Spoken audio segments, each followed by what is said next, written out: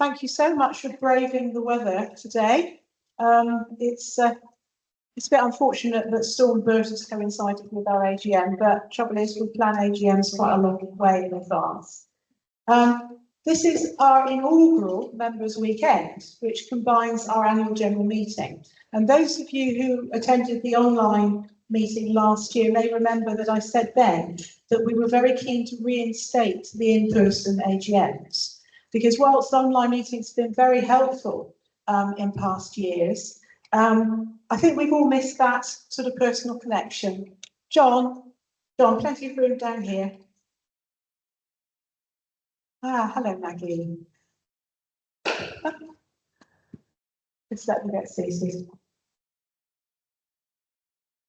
You go around the side. Yeah.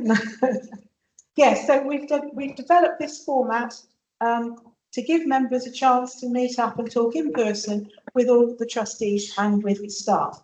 However, we've still given the chance for people to participate online, and so we also welcome today those who are in our Teams meeting. Now, here in the Great Hall, we have Matt Carter, who's down at the front there, and a good number of our staff team who are at the moment scattered in the audience. And they've prepared some presentation tables that are all set out in themes. So you've got supporters, engagement, nature recovery, nature reserves. They'll be on hand in the breaks and at the end to answer any questions that you've got, as will all our trustees. They are also dotted randomly around in the audience at the moment. Do take the opportunity to ask us, the trustees and the staff, anything you want to know about anything that's going on in the trust. A very quick word before we start about the idea of a members' weekend. Yes, we were jolly optimistic, weren't we? You know, the problem with having an AGM in November is the weather is horribly unpredictable. But we did hope we'd get away with it. Unfortunately, it just pipped us at the post in the last day or so. So unfortunately, we had to cancel the reserve walks that we had specially arranged for tomorrow. However, as you probably already had notification, we're going to reschedule those, and I'm hoping that we'll also be able to reschedule maybe a few more, because they sold out really well. They booked out really quickly first time around. So it would be nice if some more people could come to these special member-only walks. And you know, we had to cancel because safety is paramount. Oops. So some very quick housekeeping notes. There is no fire alarm test today, so if you hear one, it's the real thing. Please proceed via the signposted route to the assembly area in front of the building in the car park. You've probably already spotted the toilets, which are across the landing from this hall, and there are also some on the ground floor. Please help yourself to tea and coffee throughout the day, and there will be further snacks provided about halfway through proceedings. And as you've already discovered on your chairs, you've got a running order for the day, including the AGM agenda, and we've also provided biographical details of our new trustees on who you will be voting later. When you have a look at that running order for the day, please can I just draw your attention to the notes about photography and recording. It's a disclosure that we need to give to you. Right, don't think it hurts that we're running slightly ahead of time, because I'm sure we've got so much to cover today, we're probably going to easily make it up. So I'm now going to introduce our keynote speaker. Our keynote presentation comes from John Everitt, Chief Executive Officer of the National Forest Company. John and the National Forest have been great friends and supporters of this trust for many years, and our two organisations work very closely together on a number of successful projects. John's an environmental professional with a huge experience in our sector, and following roles as Chief Executive of Nottinghamshire Wildlife Trust and Director of Conservation for the Wildlife Trust nationally, he joined National Forest in 2015. He's also held senior positions with organisations such as National Lottery Heritage Fund and Wildlife and Countryside Link. He's a Fellow of the Royal Society and was awarded an OBE for services to conservation earlier this year.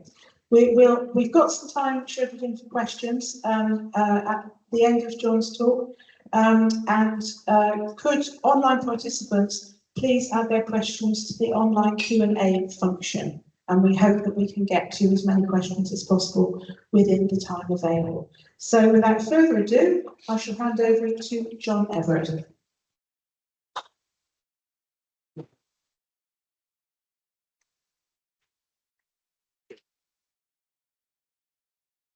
Well, thank you, Anne. Excuse me, and I'm delighted to be here today. It's great to see you all here. I will have to resist my natural urge to wander. I'm told if I go beyond the tape, I get out of camera range, so I will try for those of you online.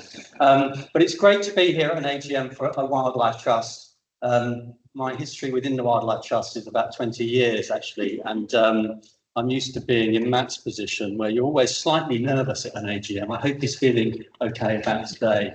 My own AGM with the National Forest Company is slightly curious. We have 4 members, one of which is the Secretary of State, and we get through it in about half an hour. It's a slightly different affair. So actually today is great to see so many people, and I really hope you've got some good questions for me later, and we'll leave some time for that, and also have a really engaging day, because the point of this is to get your views and to understand how that moves the organisation and the purpose forward. One of the interesting things I think about nature conservation movement, and I've been around it for probably 30 odd years, is it's difficult sometimes to pin down what makes things happen. And with the National Forest Company, I think we have made quite a lot happen. I want to talk about that today, but through the lens of nature conservation and through the lens of being slightly challenging. Maybe not to this audience, but to the sector in general. If you think about what's happened in the nature conservation movement, particularly over the last 30 to 50 years, we've put money into national protected landscapes, national parks and national landscapes. Actually, from a nature conservation point of view, they're not looking very healthy. We put a lot of money into protected sites, particularly sites of special scientific interest. 2/3 of our SSSIs are in unfavourable condition. We put an awful lot of money into protected species, and we know we're still getting species added to our red list each year.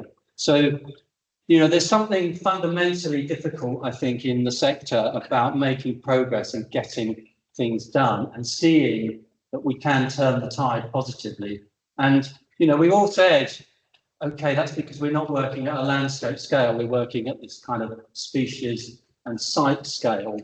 But I would argue that we had the landscapes review, the Lawson review, or the wildlife sites review, Lawson review 15 years ago.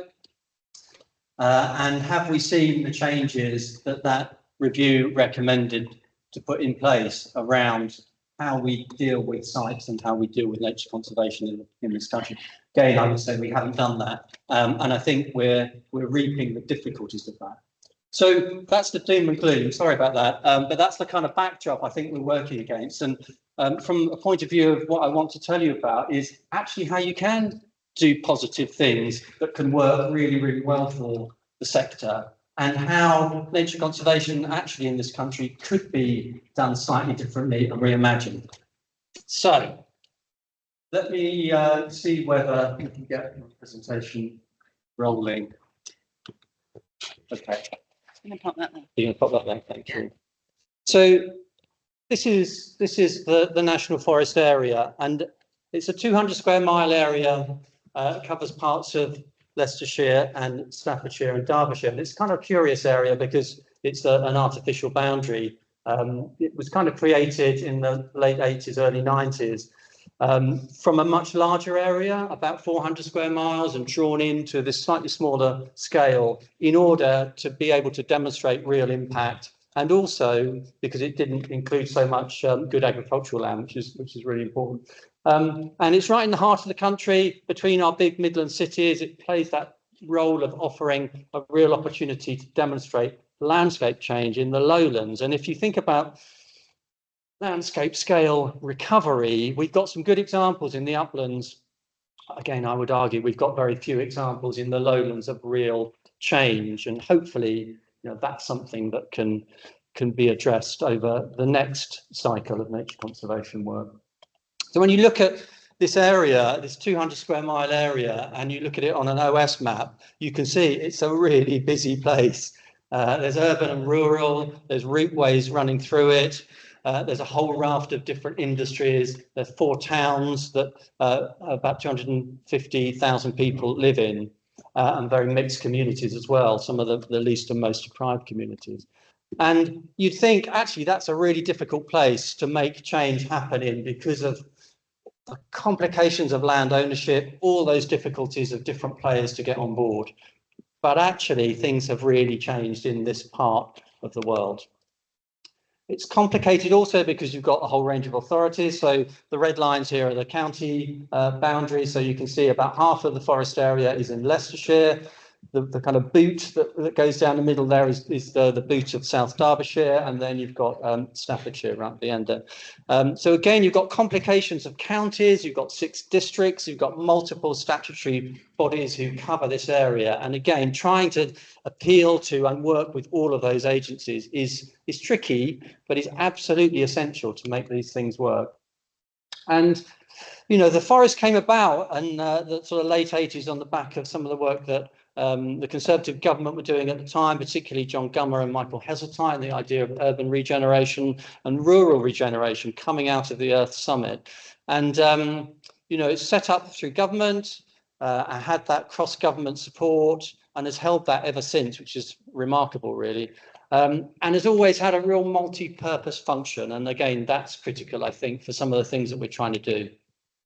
And we view our strategy through this lens, 3 pillars of sustainability, but particularly focused around what we would see as high nature, low carbon and positive well-being. And that intersection of those 3, that point in the middle is absolutely where we are trying to work. And we take that view that if you haven't got the economics working, you can't get longevity in the delivery. And if you haven't got the communities engaged, you haven't got the buy-in to maintain the benefits that you might be paying for. And if you haven't got the landscape working, then you're not going to get the connectivity that means nature can recover. So critically important, I would say, that you have to get that whole system working. You can't just focus on one area.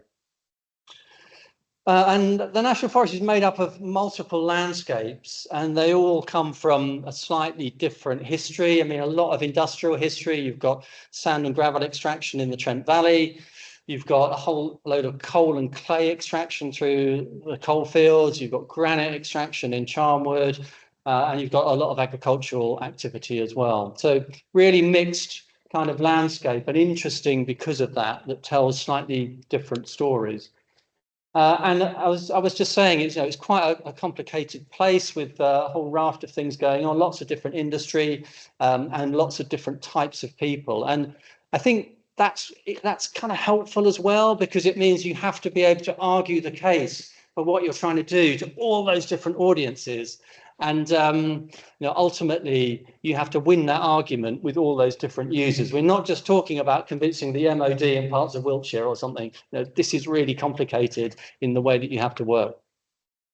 And if you kind of think about us as an organisation, we're very small. National Forest is only about 40 people, we've been around for about 30 years now.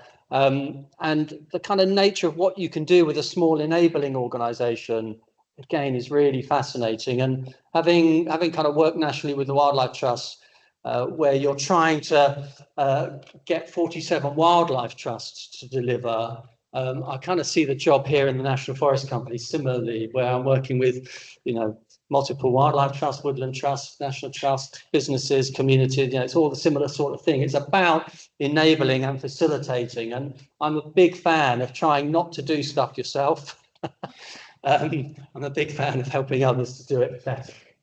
And, what's also interesting about this is sort of public, private, voluntary community. And I think, again, it's really important. Often we get polarized arguments around the private sector doing certain things badly, or, the community sector being too parochial, or the public sector full of red tape.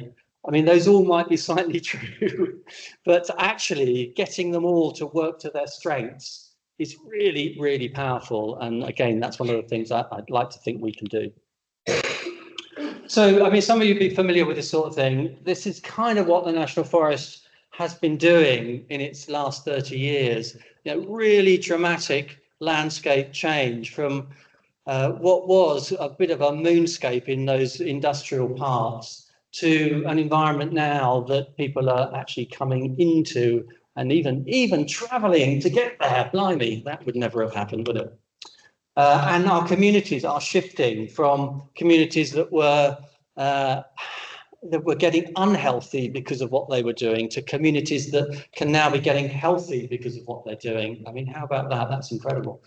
And then in terms of the economy, you know, we're shifting from an economy that was so high in carbon, both in the way that stuff was done, but then also what the end product was doing, to one that can be low in carbon in the nature of what it can do for the sector and also for the planet. And if you kind of think about that in terms of delivery, and this is what I was saying right at the outset, you know, change is difficult. Change is really hard to kind of deliver. But this is what the National Forest looked like in terms of its woodland landscape when we started. 6%, barely touched the sides, really. You can kind of see Needwood on the side of the screen there in Staffordshire, and Charnwood here in the east of the forest. And the National Forest really was put in place to try and bridge that gap between these two ancient forests.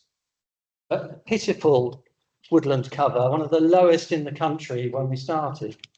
And now we're over 25%, you know, dramatic change. I'll just do that again because it is quite a wow change. So we go from 6% to 25% across the whole landscape. I mean, I can't claim credit for that. That's a lot of other people's work. As I said before, we don't do the doing. It's a lot of other people's work, but 25% now of tree canopy and woodland cover across that landscape. And you can see how it filled the coalfield areas and starting to make that connection between these two ancient forests. And now we're in the place where, you know, you put more woodland in, you're starting to make these bigger blocks really connect up and really connect up for wildlife.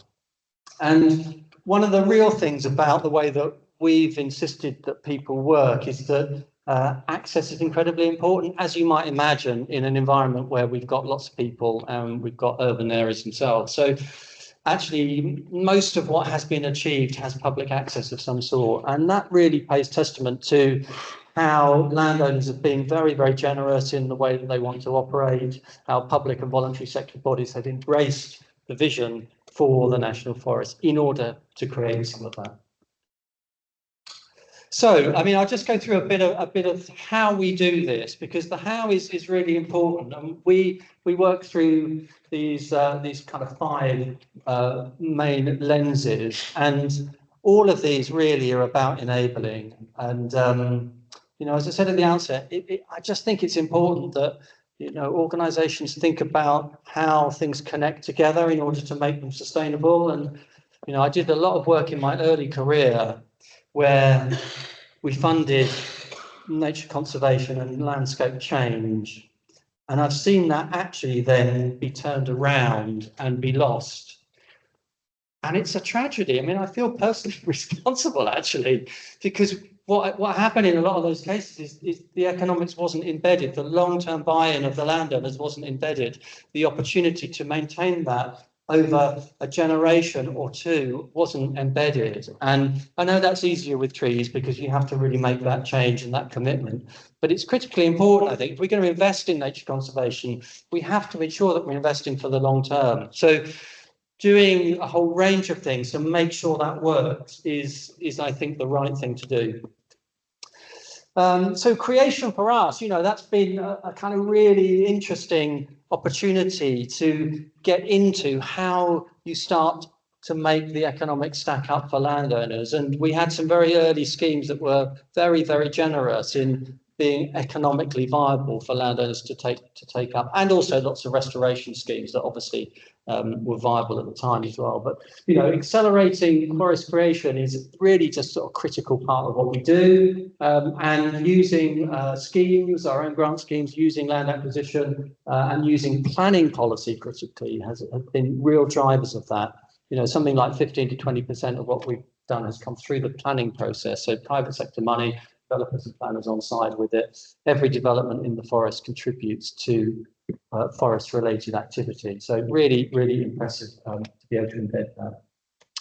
Increasingly, I think we're going to get into agroforestry, and there's a lot of noise and interest around agroforestry. And I really think, for the national forest landscape, but also for the country's landscapes, agroforestry could offer some really useful ways forward.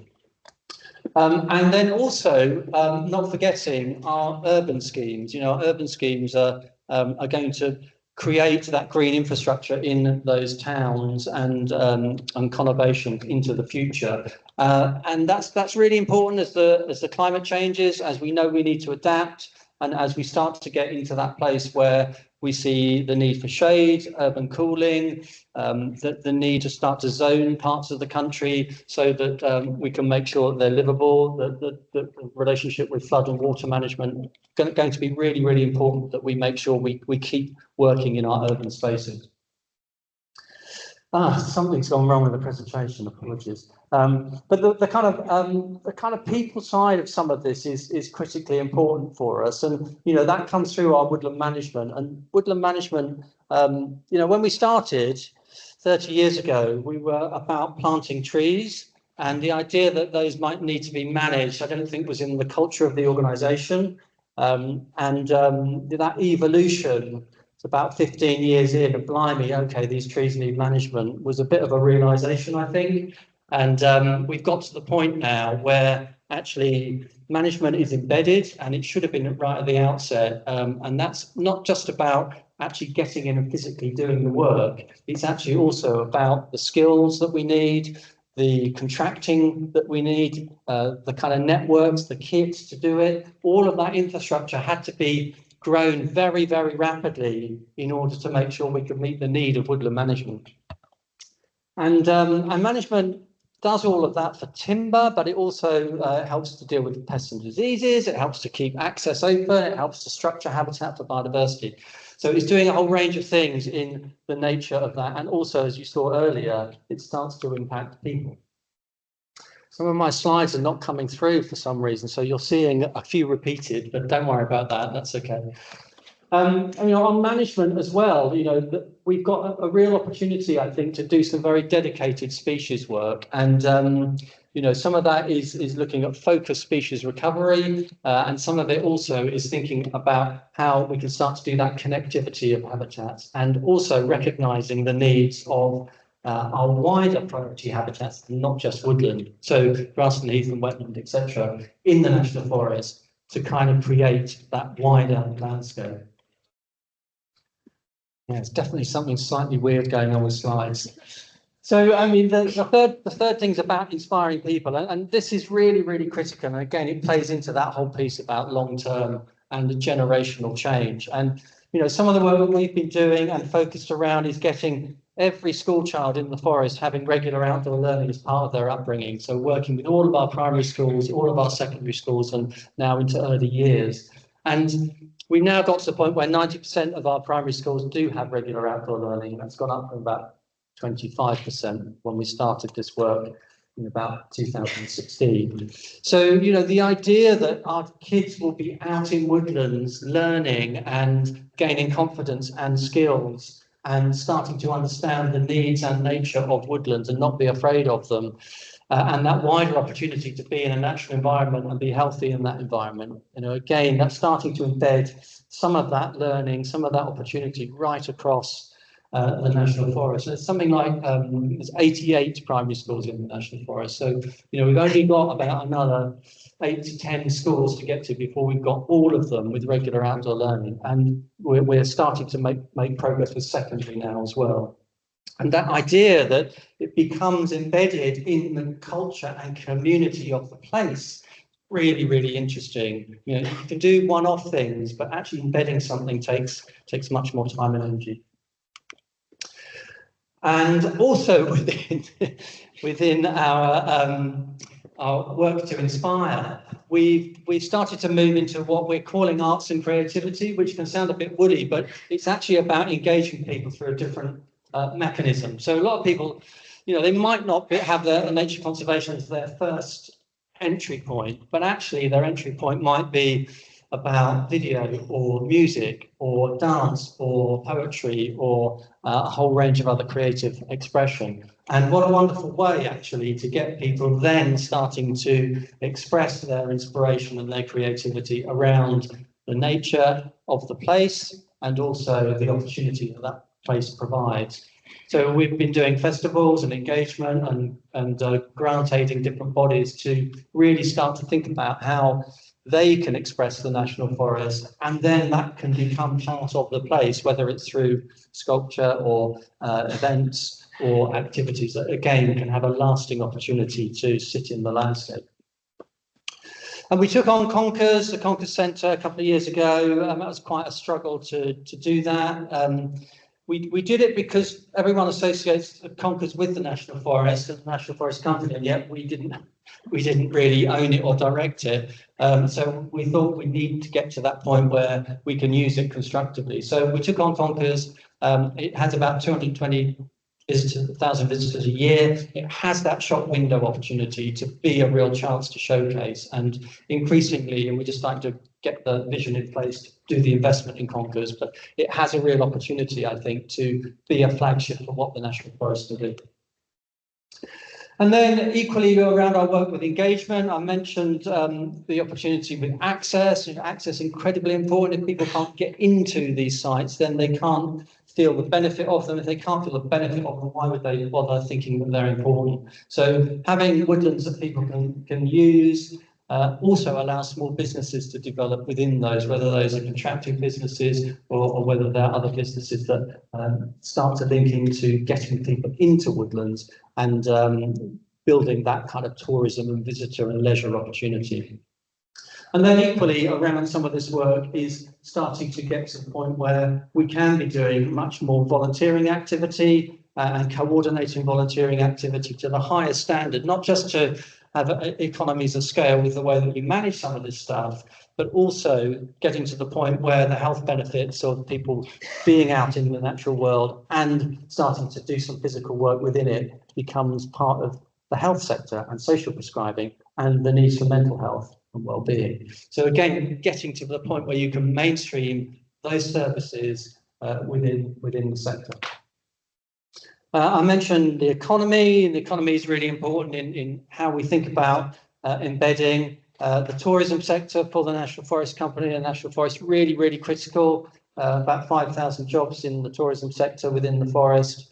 And increasingly, that's becoming a way of building a more sustainable low carbon economy, but also the contracting sector and the land-based sector, building skills and developing those skills, again, for long-term management with local people and local businesses, rather than people having to travel or actually management not being viable because we haven't got the skills locally. And some of that, I think, is where we want to take it into the future to get that point where we can see net zero across the forest for carbon. And that's a real challenge. You know, we've got routeways, motorways running through the National Forest. The carbon load is really, really significant. The airport's right on the edge, so that doesn't count in our figures. It's probably quite good. But the nature of how you start to think about building net zero into a whole landscape is really, really quite challenging. Okay, I really hope some of my images are going to come out here because I've got some graphs. They showed up earlier, so we might be okay. So I'll just run you through some of what has been achieved in terms of habitats and species, and just give you a feel for where that might be going into the future. So in terms of habitats, you know, this is this sort of scale of change that has been brought about. Again, we can see this from the sort of 1990 figures, getting through to where we are now with the scale of change. And then you start to layer in other habitats. So here's our priority habitats, heathland, grassland, wetland. And again, what's happened over time to create what is a priority habitat map of change in the National Forest.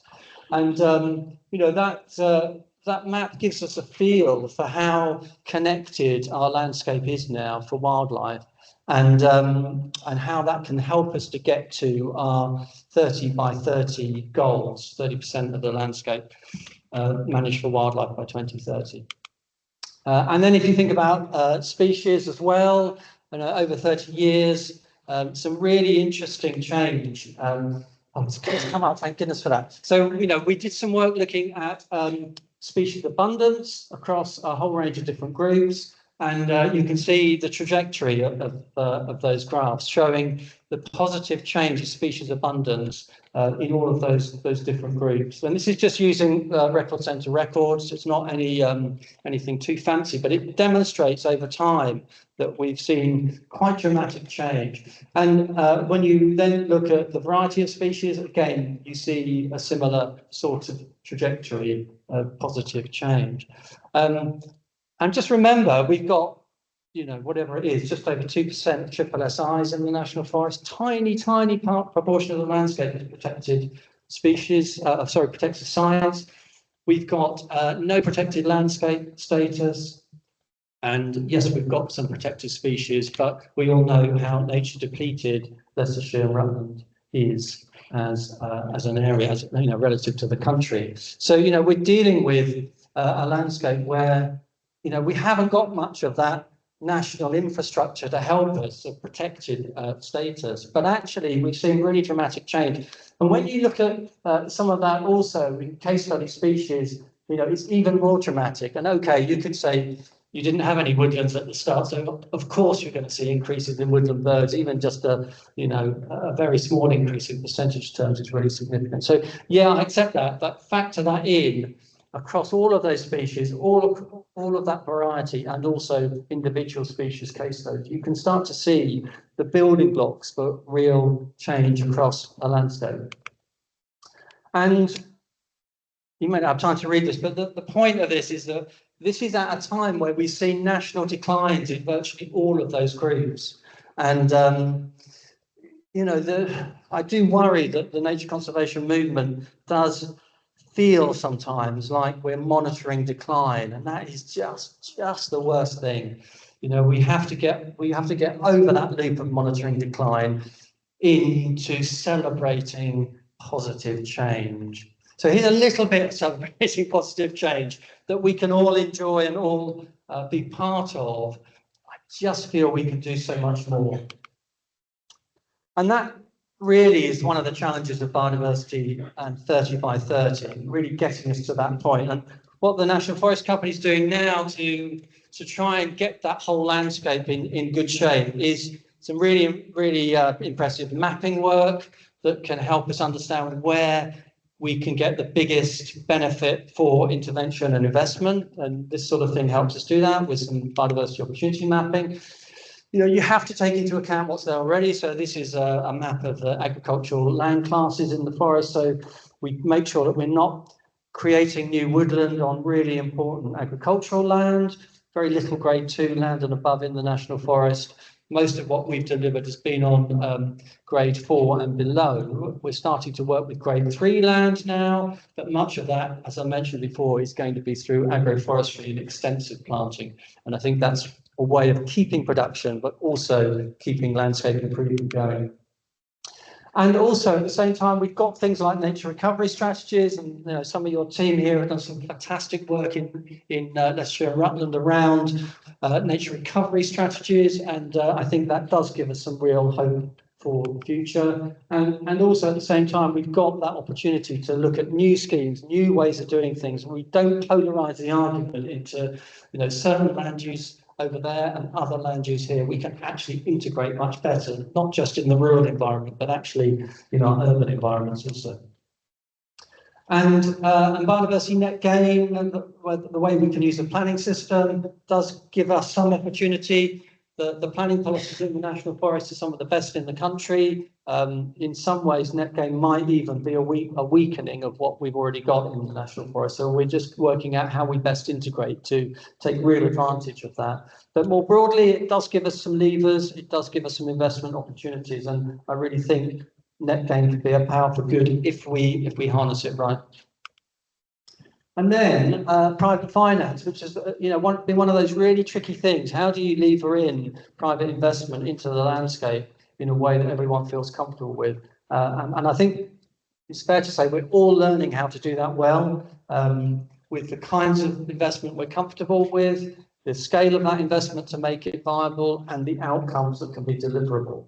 But I do feel, again, we can start to work with people who want to invest for the long term, particularly institutional investors, pension funds, insurance companies, and others. And we can do that in a way that gives them the returns that they want, but also creates really positive landscape change.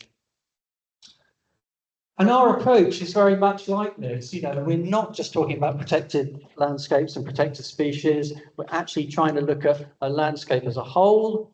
And at the same time, we're thinking about, well, can everyone get to 30% in the way that they work? So can farmers do it in a way that protects soils, protects watercourses on those least productive parts of their landholding? Can our local authorities do that in the way that they're managing public realm and public spaces? Can we all do it in garden spaces that we might have to create 30% for wildlife? Can we do it across some of those other big land users, big institutional land users? So some interesting ways of starting to get that into our psyche of what's expected, both for the benefit of wildlife, but actually also for the long-term benefit of that landscape. And this is a sort of trajectory of our priority habitats and where we think we're going to get to by 2030. If we hit all of our levers, we can get there maybe 2029, we might take us to 2030. But I think we can get there in terms of cover. What we can't do easily is get there in terms of management of those landscapes. And as many of you will know, the management of a lot of our wildlife sites across the country is not in great shape. So just having something that has cover in place is not really good enough. It's got to be positively managed. And we probably won't get there by 2030. But actually, if we can get the cover point, I think we can work a little bit longer, maybe 2035, to get into good management. And that will be a major, major change. So that's where we got to now. I think one of the really interesting things is, where do we take some of this work and what does it mean for the country as a whole? And last year we put together this Planting Hope document as a way of kind of putting the National Forest on the map, because, okay, some people might know about the work that we've done, but lots of people really don't know what we're doing. And we're a bit of a kind of hidden part of the sector at times. So Planting Hope demonstrates, I think, some of that opportunity. And this is really how we've said the National Forest worked, with a whole range of activities that you can see at the top there, and then a whole load of core beliefs about how we actually need to do this well.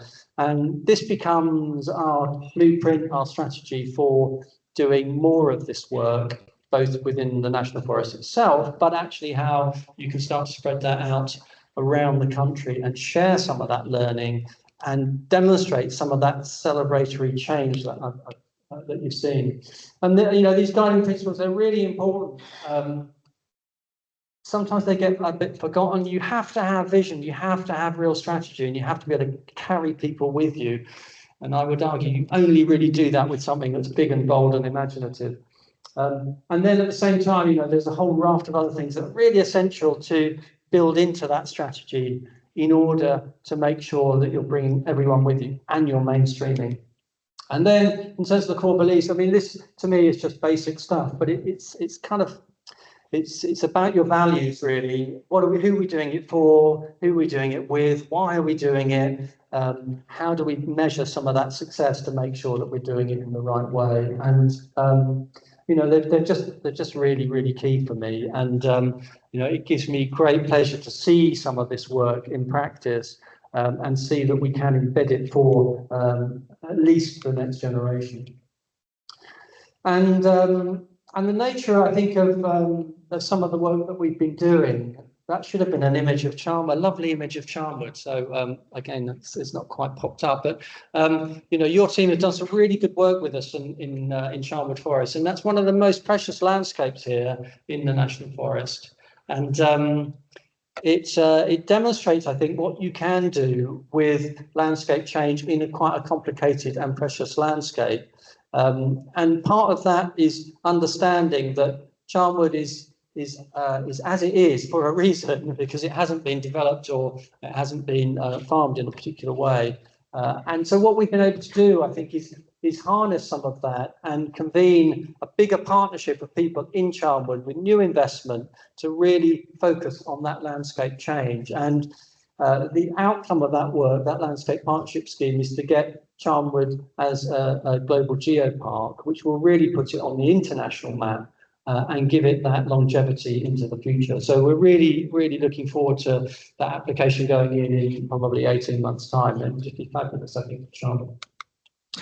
And more importantly, I think for the National Forest model, we want to see that we can do more of this across the Midlands. So here's a national forest right in the middle of the map, in the middle of what we're trying to do here across the whole of the Midlands, and create something that we're calling the Midlands Forest Network. It's a partnership with Woodland Trust and the Midlands Engine and ourselves, with a whole raft of other people also involved. But the principle of this is that you have to think about resilience and you have to think about connectivity. So we've got a landscape here in the National Forest that's really changed dramatically, but it's quite small in the scheme of things.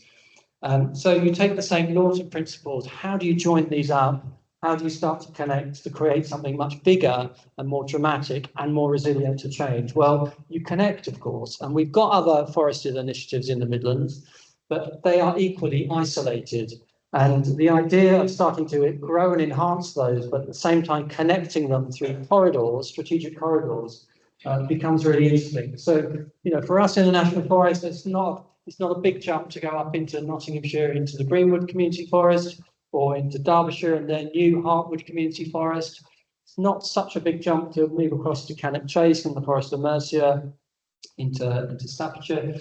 And it's not even that big a jump to take us through Leicestershire and into Rockingham Forest. And getting buy-in to this principle of connecting through big corridors across the country in part of this kind of nature depleted areas of the Midlands, I think is really exciting. And we're just getting buy into this principle now. I think a similar kind of wave of investment that came into the National Forest in the late 80s, early 90s, into big landscape recovery through trees across something like the Midlands is really, really interesting. And you can then take that into the kind of national realm as well. And we've been working with government on new national forests and something called the Forest for the Nation, which is the first of those. The Labour government's committed to 3 new national forests in their manifesto. Not quite got there in terms of the policy yet or the funding, but we're working on it and we're getting closer and closer to it. But the idea of being able to repeat the principle and the focus of national forests, I think is really, really interesting around the country. And again, could be part of that big network connection of what we can do with landscape recovery. So I will pause there and just go back, I think, to what I said right at the beginning, which is how do we make change happen? Well, no protected landscape, very little protected sites, not a huge amount of nationally important species in terms of populations to start with. And yet we've demonstrated huge change in a generation. And maybe we can do more of this. And maybe we have to stop being very, very focused in the work that we do. Maybe we do have to think about bringing everyone with us in the way that we set policy. And maybe we really have to start embedding some of those changes into those wider policy agendas, particularly economy, health and well-being, and net zero, in order to make them happen. Because the alternative is we carry on monitoring decline, and that's a tragedy for all of us. So keep doing the fantastic work that you're doing here. I can really feel under Anne and Matt's steer that this wildlife trust is on the up, and that's a great thing to feel. And I would challenge you and encourage you to kind of think bigger and better. We as National Forest Company do have a long history of working with you. We'd like to do more with you. We'd like to invest more in the things that you do. Our strength and our growth is actually the strength and growth of all our partners. So can we create some of those big corridor opportunities through Leicestershire that start to connect us up into those other nodes of forested habitat across the Midlands. Can we help to invest in you so that you can embed some of this work with your stakeholders and partners? And can we see you as a key opportunity to inspire those next generations to really make all of that change happen? Thank you very much.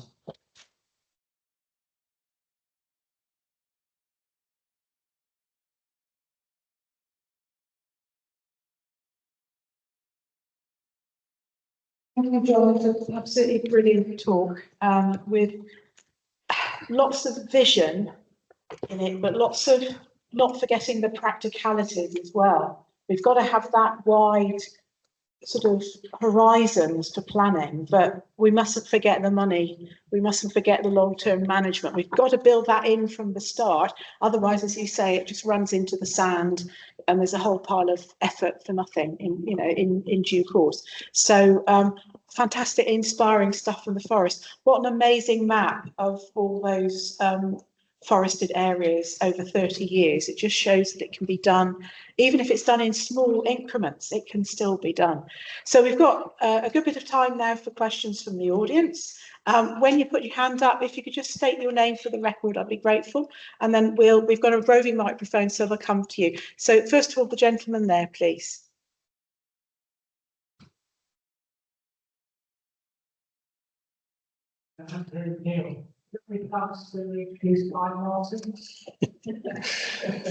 Oh, I love it. Immediate reintroduction. That's brilliant. Thank you.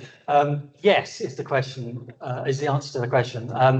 We've been talking to Forestry England, who have been leading a lot of pine marten reintroduction work across England, about doing some feasibility work on that. We're probably not quite there yet. I mean, I think in terms of the habitat suitability, we probably need a bit more maturity into that landscape, but I would dearly love to see pine martens as a squirrel control, but also because they're an important part of the ecosystem. So I would think we're in that place where in the next few years I'd really like to do that feasibility work, and then you could see a wave of trial probably. There's definitely some work to do with communities and landowners around reintroductions. There always is, and particularly with a species like pine marten, but it does feel like it's one of those iconic species that we could bring back into the landscape relatively easily. That lady there, please.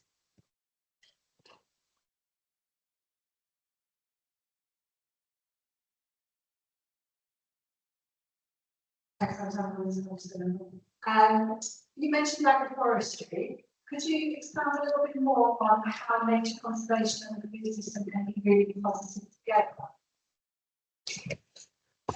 I can a bit. It's not my area of particular expertise, but I think what I would say is, firstly, it's about arresting some of the negatives.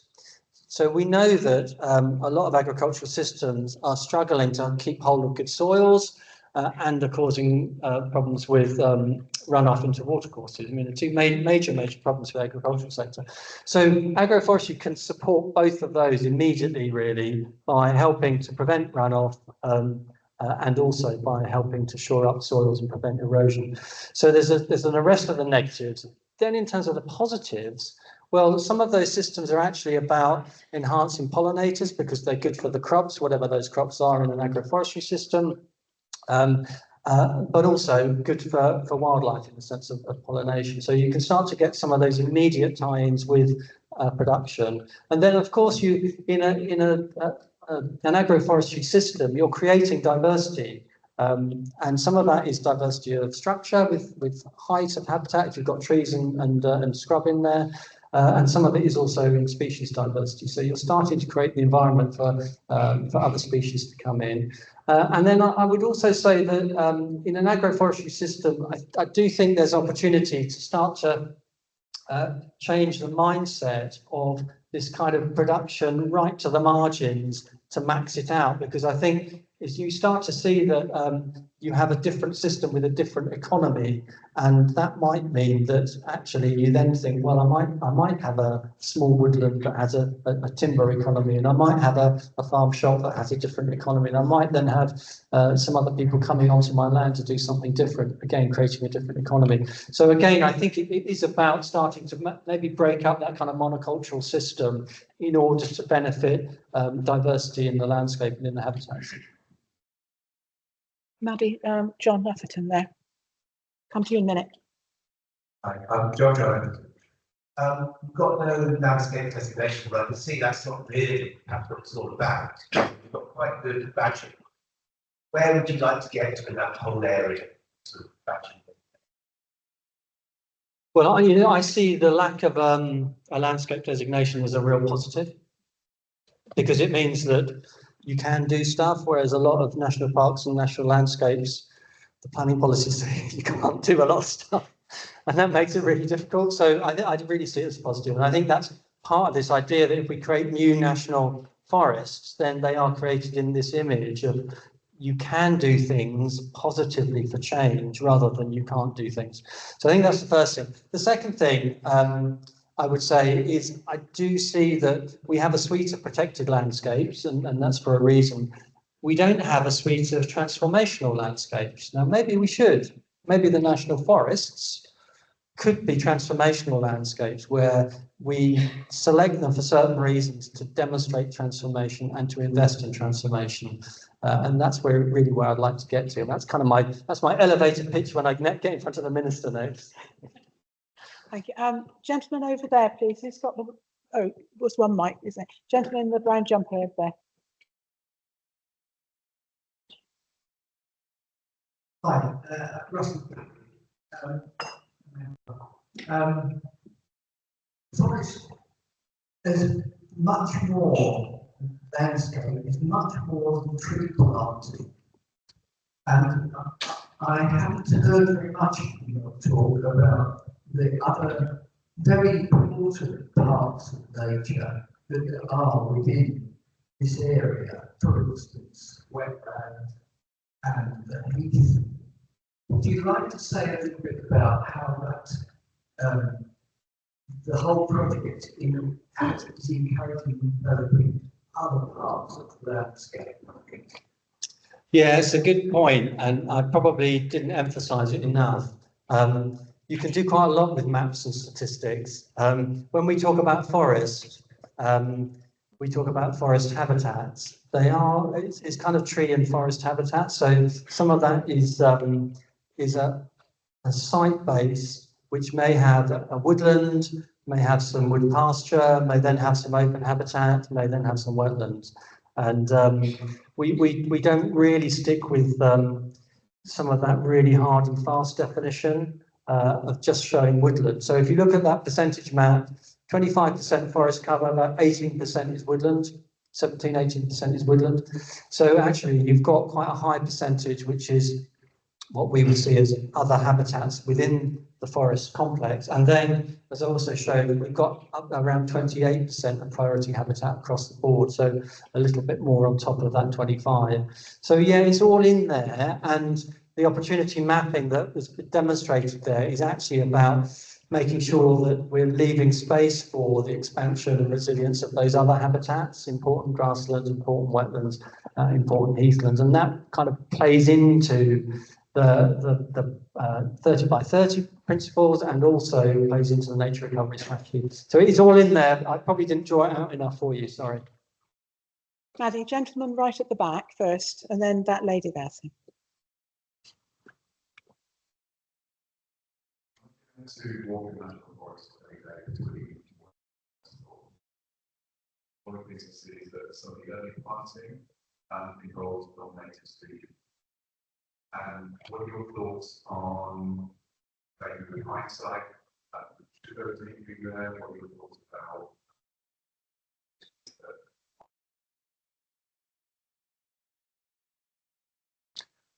Oh, this is a really good one. It's a really tricky one, isn't it? I'll have an answer now, but please grab me outside if you've got other thoughts, because I think it's a really tough one.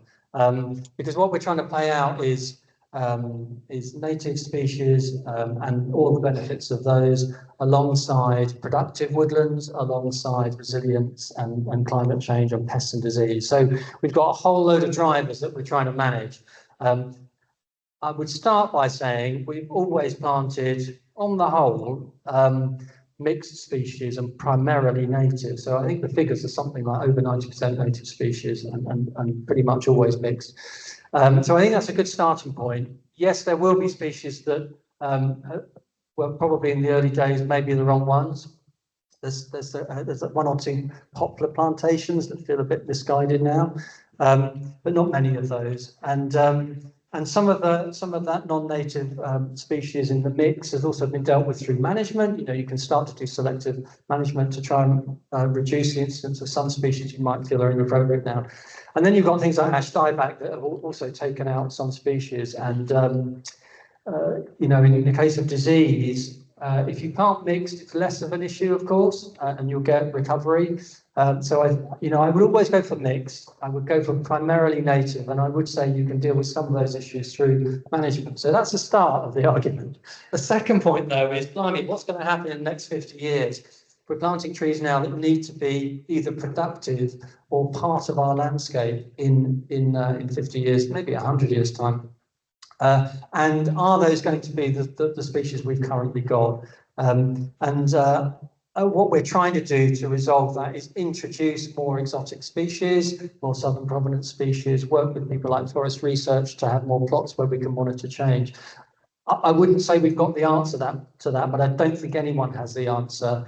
I think I would probably go back to my view that we need woodlands for different purposes. And that means we still do need productive woodlands in the mix. And I really like the idea that our productive woodlands can be more mixed. And I think that's probably the one to really push. So we don't have lots of single species woodlands for the industry. We can actually use mixed woodlands that can be better for wildlife and people as well. Matthew, lady there in yellow. Wait for the microphone, please. Wait for the microphone, yes. Yeah. Yes. One of the graphs of nature, species recovery, it all looked absolutely wonderful until about 2017, and then the graphs started to fall off the edge of the cliff. Is that just the way it was drawn, or is that drastically changing climate? That's the first question.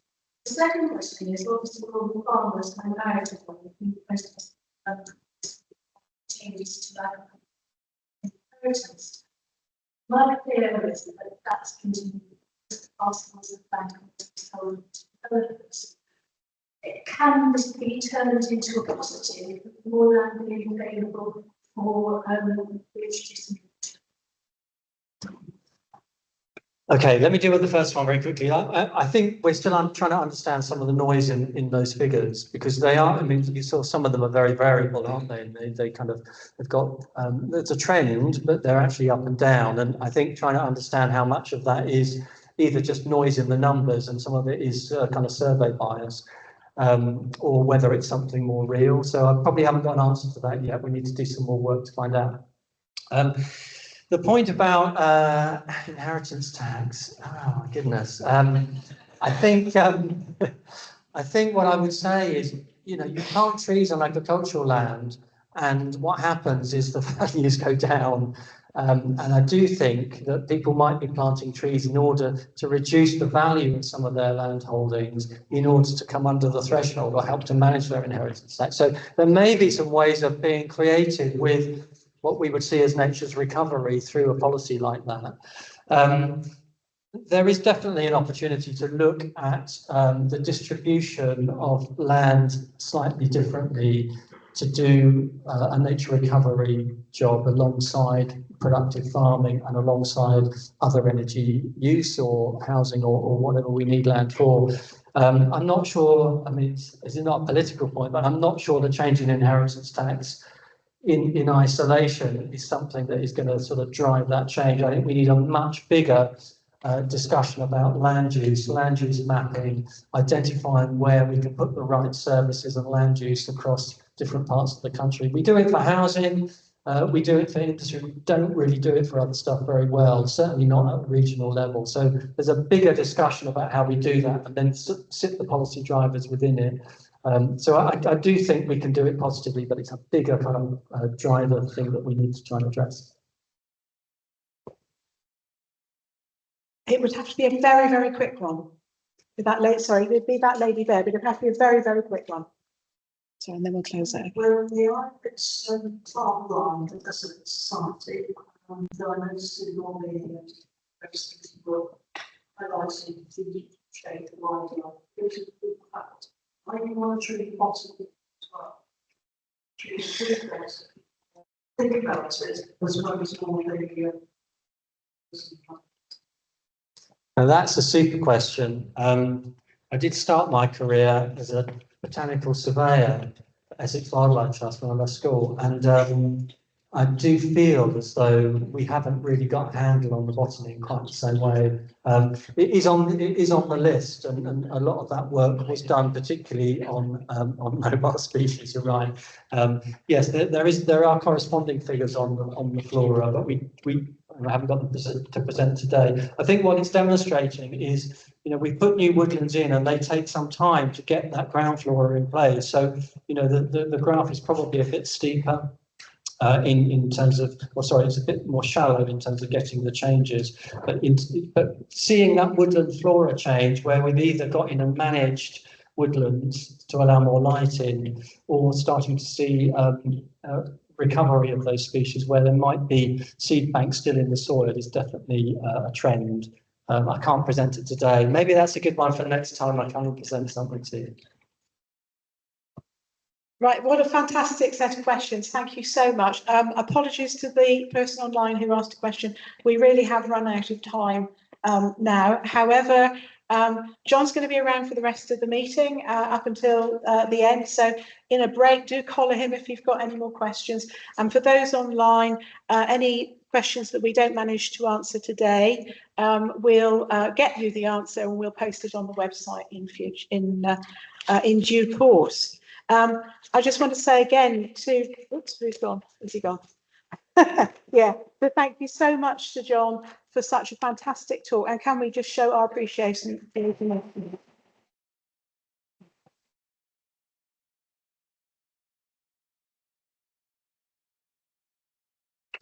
so much for that. I'll just say I've got some information people want to produce. Just call me up and say, yeah, I'm around today. Give me your hardest questions. I like to be challenged. Brilliant. Right, well, we are currently sticking to time, so that's fantastic. We're now moving on to the AGM, the annual general meeting. It's the 68th annual general meeting of the Leicestershire and Rutland Wildlife Trust. And right now I'm going to formally welcome you to that meeting. Now, this is constitutionally a really important part of the Trust's year. It's the point at which we, the trustees, report to you, the membership, on what we've done during the year, and it's also our report on our financial position. But I'm sure you're just as interested in what's going on this year, as well as what went on last year. And after the AGM, that's what the rest of the morning is going to be about. Now, we've got quite a lot of formal AGM business to deal with this year, but we'll aim to cover it as swiftly as possible with all due deference to our legal obligations. And we've tried to build in some time for questions at the end of the AGM session. So please save up any points until then. Online participants, again, please put any questions you have in the Teams online Q&A facility. So we're moving into the item 2 of the AGM. And item 2 is apologies for absence. We haven't had any members notified, Joe, have we? No. I have had 2 apologies from 2 of our prospective trustees, unfortunately. Gemma Harper was already committed on this date to give a speech for the Foreign Commonwealth and Development Office's Chevening Scholarship Conference in London. And unfortunately, we heard that Charlie Hewitt last night has suffered a bereavement in his family and so is unable to attend today. So we send our good wishes to Charlie. We now then move on to item 3, which is, thank you, to approve the minutes of the last AGM. Now, we'll come now to the first of our votes, and we're going to use the following process throughout our resolutions today. So participants online, please will you look at the chat in your Teams video call, where you're going to find a link to each resolution as we come up to vote on it. Once you have voted, simply close that link to get back to the Teams presentation. In the hall here, I will ask you to raise your hands to indicate whether you're in favour, you're against, or you abstain from the resolution.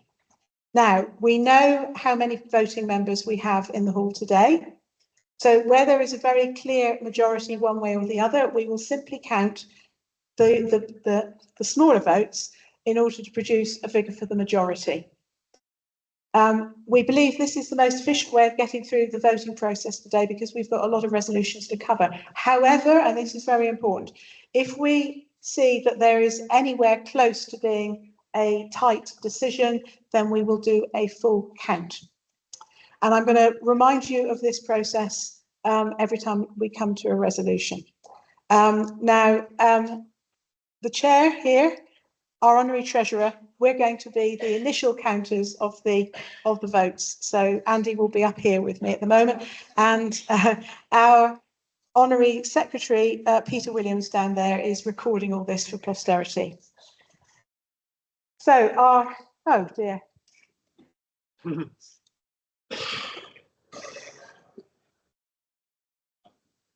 Right. It's the equivalent of your dance card is empty, isn't it? You've got what, sorry? The number of votes in here. Okay, we just can't get slides up. There's not just. Okay, can we cope without slides for this? I think we probably can, can't we? It's going to be the online. Yeah, yeah. Okay, so the first resolution today is resolution 1 to accept the minutes of the 67th AGM held on 22nd November 2023. These were posted to the website in October. Can I first of all have a proposer from the audience, please? Can you just yell out your name as a proposer? Thank you.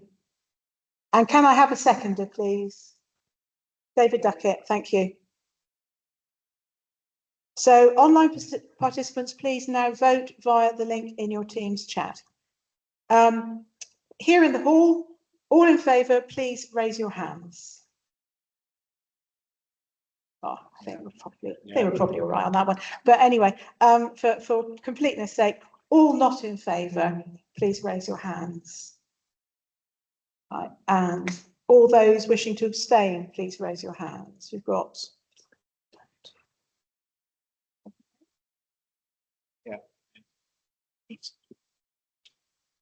Yeah, thank you very much.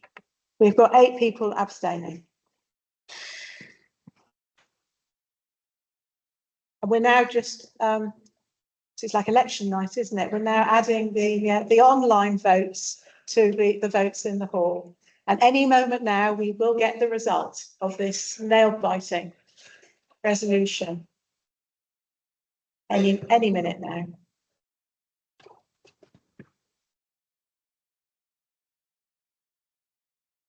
Well, the results are overwhelmingly for, 1 against, and 10 abstentions. Right. How many for? How many for, Peter, please? How many for? 4 is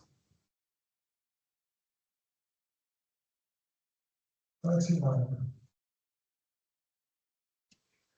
Okay, thank you very much. Well, that went relatively smoothly, so we'll be fine for the rest of the meeting. Okay, thank you, Andy. Oh.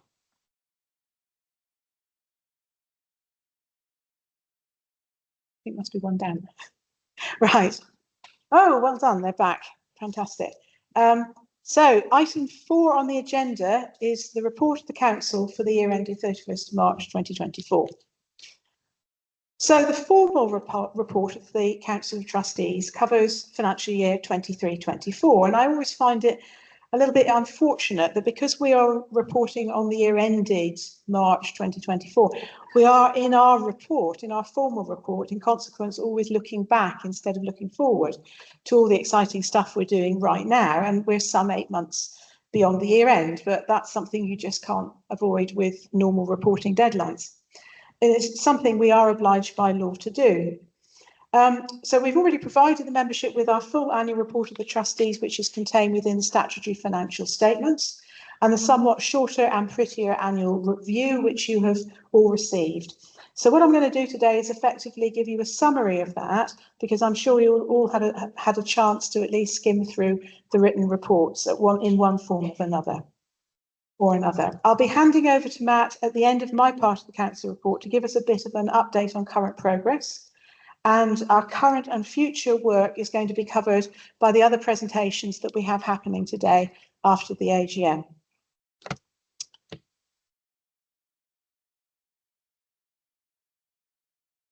Which way around? Yes. Oh, sorry.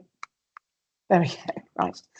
Okay, so I thought we'd just go through and have a reminder about what our formal vision and purpose is under our new strategy. Our vision is of a thriving natural world with our wildlife and habitats playing a valued role in addressing the climate and ecological emergencies, and people inspired and empowered to take action for nature. And our purpose is to bring wildlife back, to empower people to take action for nature, to create a society where nature matters. And I think that's what I wanted to pick out there really were some of those phrases which I think are so important. What we're aiming for, a thriving natural world, wildlife and habitats, the climate and ecological emergencies that we face, bringing wildlife back and taking action for nature. And I think most importantly, really, a society where nature really matters to people and people understand why it matters. And as John has said, it's hard sometimes, I think, to stay positive because nature looks like it's on a horrible downward slope right now. So we know it's hard to keep that sort of optimistic vision about what we can do, but we know that with action we can make a difference. We need to address the loss of biodiversity that damages us all, and we do that through nature recovery both on our reserves and in our wider landscape. And we need to involve everybody. We need to involve everyone of all ages and communities and walks of life to help them access the restoring power of nature, because we are all part of nature and we need to help people discover or maybe rediscover the huge benefits that come from that. So, but are you still wondering then, what can we really do in the face of all the bad news that we hear? Well, just a couple of topical things in the wider UK estate. The Rothbury estate, did you hear about that in Northumberland? 9,500, is it acres or hectares? I can't remember now. Anyway, it's the biggest land sale for over 30 years. A fantastic opportunity, which is going to be led by the Wildlife Trust, but particularly Northumberland Wildlife Trust leading the way there. And working with communities to bring nature back to that huge area. And the other one, much closer to home, have you heard about Strawberry Hill? That's a pristine ancient farmland that's now been saved because the Wildlife Trust for Bedfordshire, Cambridgeshire and Northamptonshire has taken it on. So there are things that can happen. Everywhere in the Wildlife Trust movement, we're making inroads, big and small, and we're doing that in Leicestershire and Rutland as well. So we may not have a Rothbury estate yet, but we are joining up the dots. Nature recovery in the wider countryside just can't work without partnerships. So I'm just going to run through some of the examples that we highlighted in our report and in our review. The Corridor Club in the wider Ulverscroft Valley, we're working there with farming communities, and there's gentleman at the back. I was hoping that we would have questions at the end. Is that okay? I think, can we do that at the end, please? Right, thank you. The Corridor Club is working with farming communities, and that's not the only example, but it's a good one to start with. These are people who want to use their land better for ecological purposes, and we're working with them to help and advise them. The Greener Golf Group, which is giving biodiversity improvement across Leicestershire and Rutland courses. And you know, when you think of the kind of standard image of a golf course as just sort of green nothingness, that's a huge amount of extra biodiversity that those courses are going to be able to bring to the wider landscape. John mentioned earlier on the importance of Charnwood Forest in all this, and the Charnwood Forest Landscape Partnership is still making great progress on the important grasslands and their species there. And also, as John mentioned, because it's a really important issue for all of us, local nature recovery strategies. I mean, the Trust is really embedded in the one for Leicestershire and Rutland, because this is going to be a key element in local plan delivery. And it's going to have an influence on, for instance, how housing and infrastructure development happens in our area. So for the first time, you get a legal hook to get biodiversity properly considered in local plans. And for any of you around here, and I know I have been fighting to make sure that any development happens at the right place with the right houses at the right time, then that will be a real help. So there's a lot happening, but there's a lot more happening, and you're going to hear a bit more about that when we get to the later presentations. We've got nature recovery happening on our reserves. Our nature reserves are reservoirs of biodiversity, but they're also launch pads for bringing nature back to the wider countryside. It's a continuous job throughout the year, involving our staff and our fantastic volunteer management teams to keep them operating at their best. And in 23-24, we had our appeal, which focused on projects within many of our reserves to improve either biodiversity or access or other things which will make the experience on the reserve even better. And those things have actually been put in place during this financial year, so you'll probably hear more about that later on as well. Some highlights within there. We finally managed to plant an enormous number of trees at the new land purchase which we got in 2020 at Holwell Reserves. A huge number of native trees and shrubs were put there. A great enterprise by the staff, the management, the volunteer management teams, lots of local participants as well. Freezing cold, terrible icy winds, the trees blowing out of their holes sometimes and the sticks blowing away. But it was all great when we done it. And I'm really excited to see what that's going to be looking like in coming years. Our report and review also mentioned that we had new ponds and wildlife areas created at Rutland Water Nature Reserve. And I think one of the really interesting things about that is how quickly really important species, or really unusual or uncommon, shall I say, species, colonise them. So, it's the usual adage, if you build it, they will come. And then we've got some new nature reserves, and really annoyingly, none of them actually came online before the financial year end, so we couldn't include them in our report, but we will hear more about them later on. I want to spend a bit of time on species, because species can give the key to habitat restoration, and they can help improve numbers, species work generally, but it's also important as a rallying call for engagement. And, nothing has worked better, I don't think, than the Osprey project, which has been running for so long, but it still engages the interest and the imagination of so many people of all ages every single year. This year, fantastic 22 chicks in the year, 253 since 2001. And it's not only is an inspiration to everybody locally, but nationwide, and it is inspiring other Osprey projects nationwide, as I'm sure you all know, Dovey, the Solent, and so on. The Water Roll Action Plan is now in place following grant funding from DEFRA Species Survival Fund and a scoping project that we did last year. And we now have a plan in place to help the spread of the species in Leicestershire and Rutland. The Motus Tower, I hope you've all clocked that in your review. I think this is super exciting, I really do. It's an exciting potential with this. There's an amazing ability to track different species, some reasonably large, some really small, like hornets and butterflies and moths and things, using tiny tags. And these link up with national monitoring centres, but also primarily international monitoring centres. So you can get a really great idea, much better idea, I think, of how migration patterns work across the UK and into Europe. Lots of monitoring stations down the east coast of England, a lot along the west coast, sort of Denmark, Netherlands, and so on.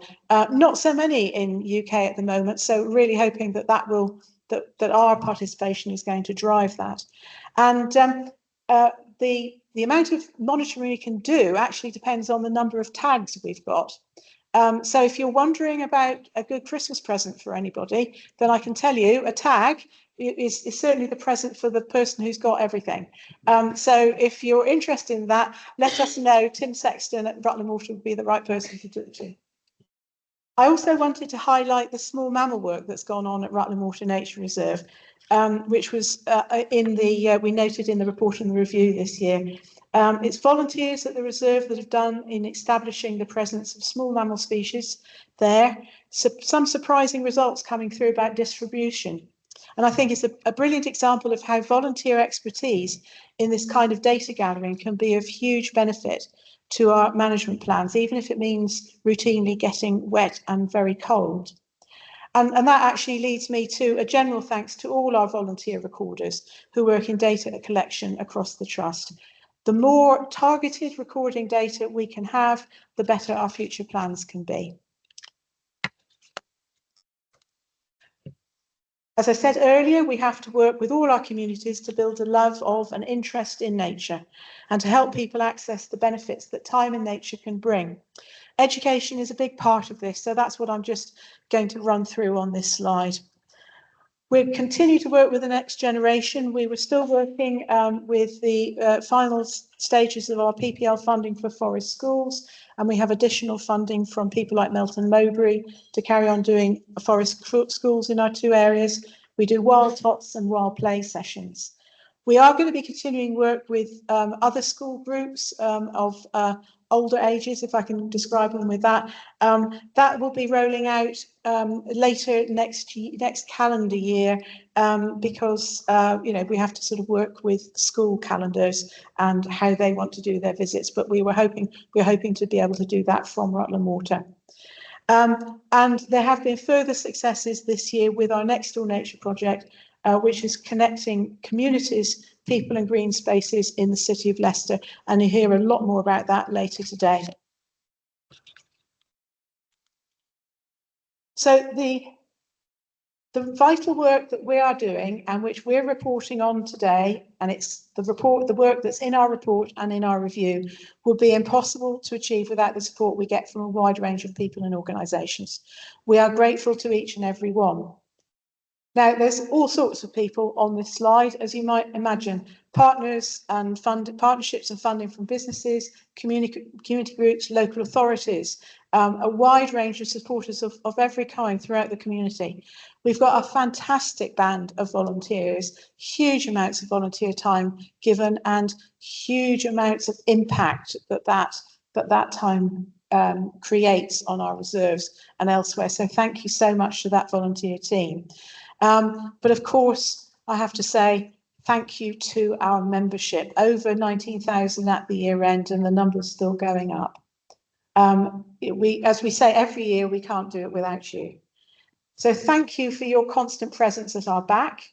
Your moral and financial support to the Trust keeps us fighting for nature. I hope you feel inspired today, not only to continue that journey with us, but to encourage others to do so as well. Now, I'm going to hand over to Matt now for a bit of present context, if I can, and then we'll come back after that to the vote.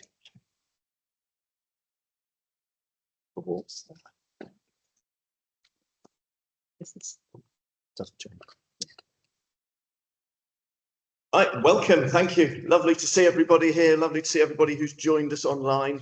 I'm Matt Carter, so I'm Chief Exec. I've been here 2 years, I think, and it's been absolutely fantastic and inspiring to work in the Wildlife Trust. So I want to give you a little bit more background on what we've been doing and what's coming up, but I'm sort of teasing you for the presentations which are coming. So we've got some fantastic presentations coming up, and I just want to give a bit of a trail around those.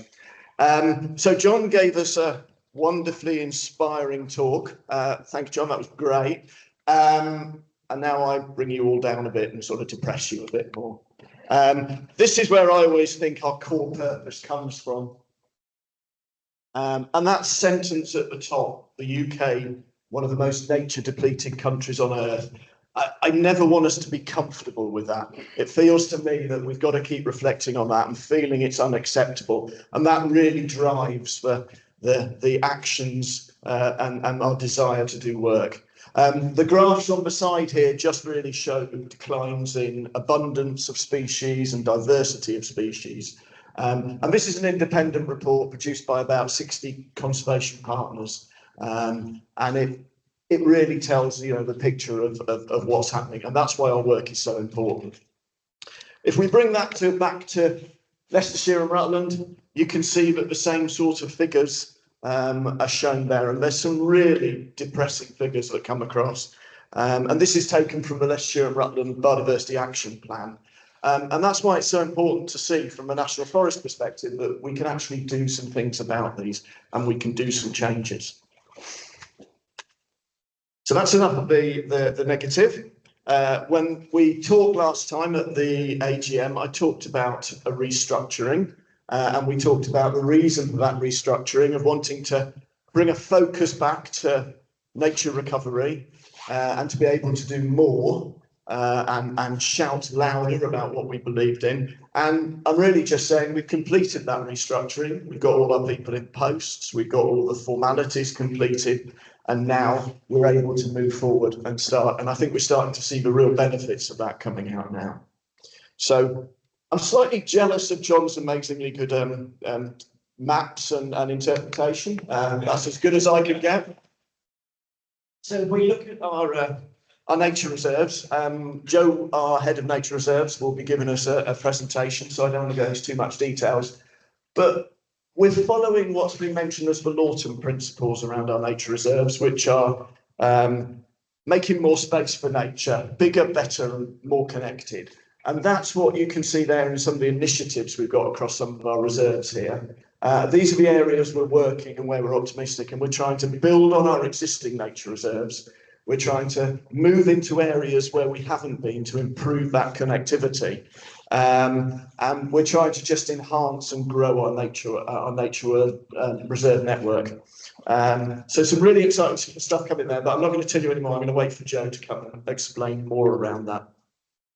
One question I'm always asked, and I thought I'd finally address this, is in the new nature reserve structure, who are the individuals and what patches do they cover? So there are 3 great senior reserve officers. Paul covers Rutland Water, and then Sarah covers the east of our area, and Andy covers the west.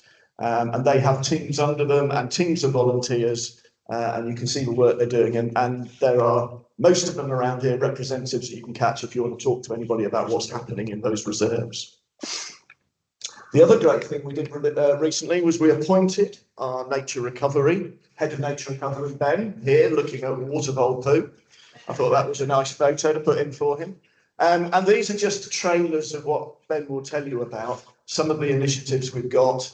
And you've heard Anne talk about, we talked about local nature recovery strategies and greener golf network, as well as these photos, which are all trailers of some of the things which we're starting to work on. And it's just really exciting to see these things starting to come to fruition and starting to happen. So you'll hear more about those shortly.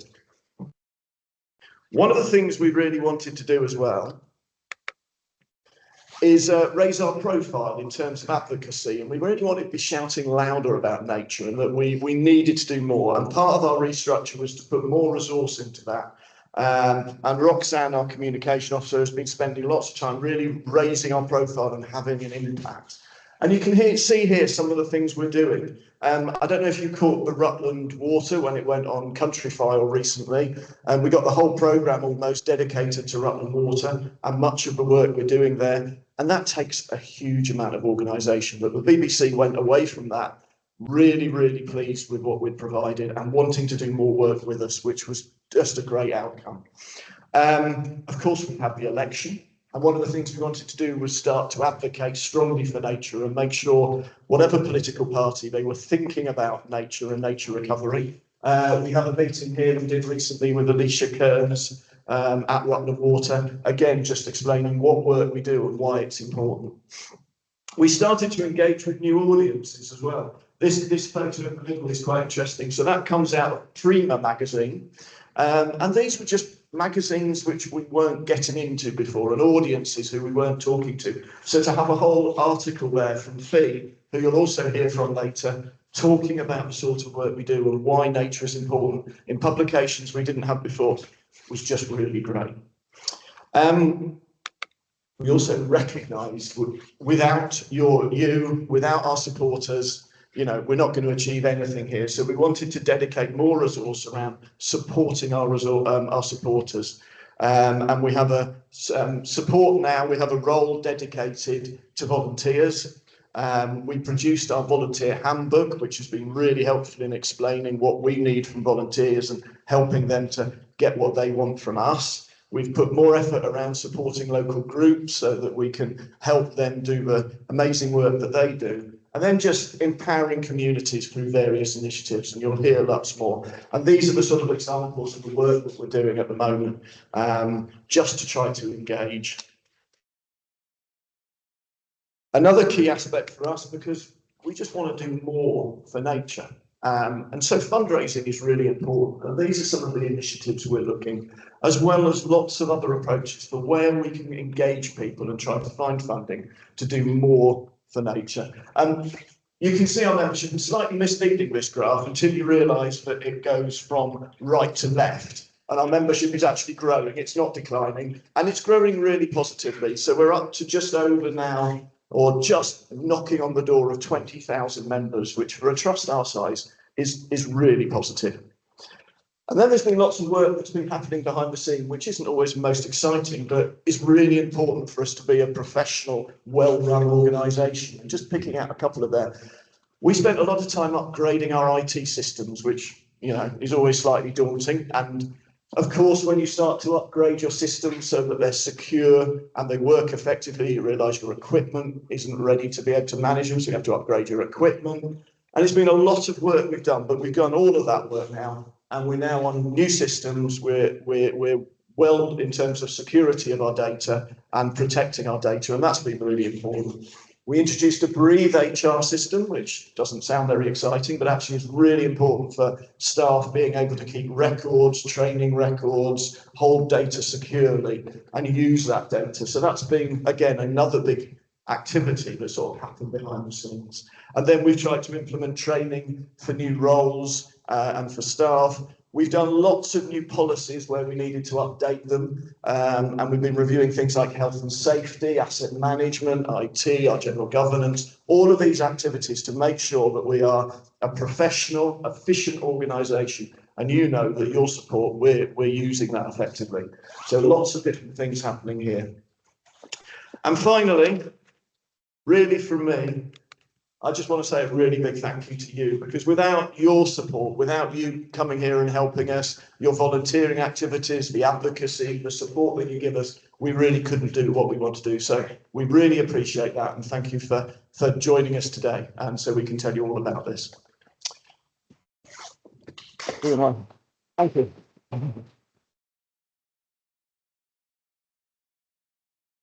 Very much, Matt. I'm very tickled by that map. I think it was 20 years ago. It would be like where the next raves are going. You know. We'll do questions at the end. Yeah, brilliant. Yeah, well, thank you very much, Matt, for that. And actually, while I'm thanking him for that presentation, I'd actually like to convey now, on behalf of all the trustees, our general thanks to Matt for his leadership over the year, and to all the staff team as a whole for their hard work and professionalism in delivering the trust strategy. So we now move, yeah. Quite right. I all deserve, but you're clapping yourself. You all deserve a round of applause. So we now move to resolution 2. Could I please have a proposer, the resolutions to accept the report of the council for the year ended 31st March 2024? Could I have a proposer, please? Linda Biddle, thank you. And a seconder. Thank you, Bruce. Right. Online participants, please vote via the link in your Teams chat. Here in the hall, please, could you now all raise, if you are in favour of the motion, please, could you all raise your hands? Okay, that's looking fine, thank you. All not in favour, please raise your hands. Okay, all wishing to abstain, please raise your hands. Thank you very much. Okay, we're now going to combine with the online vote.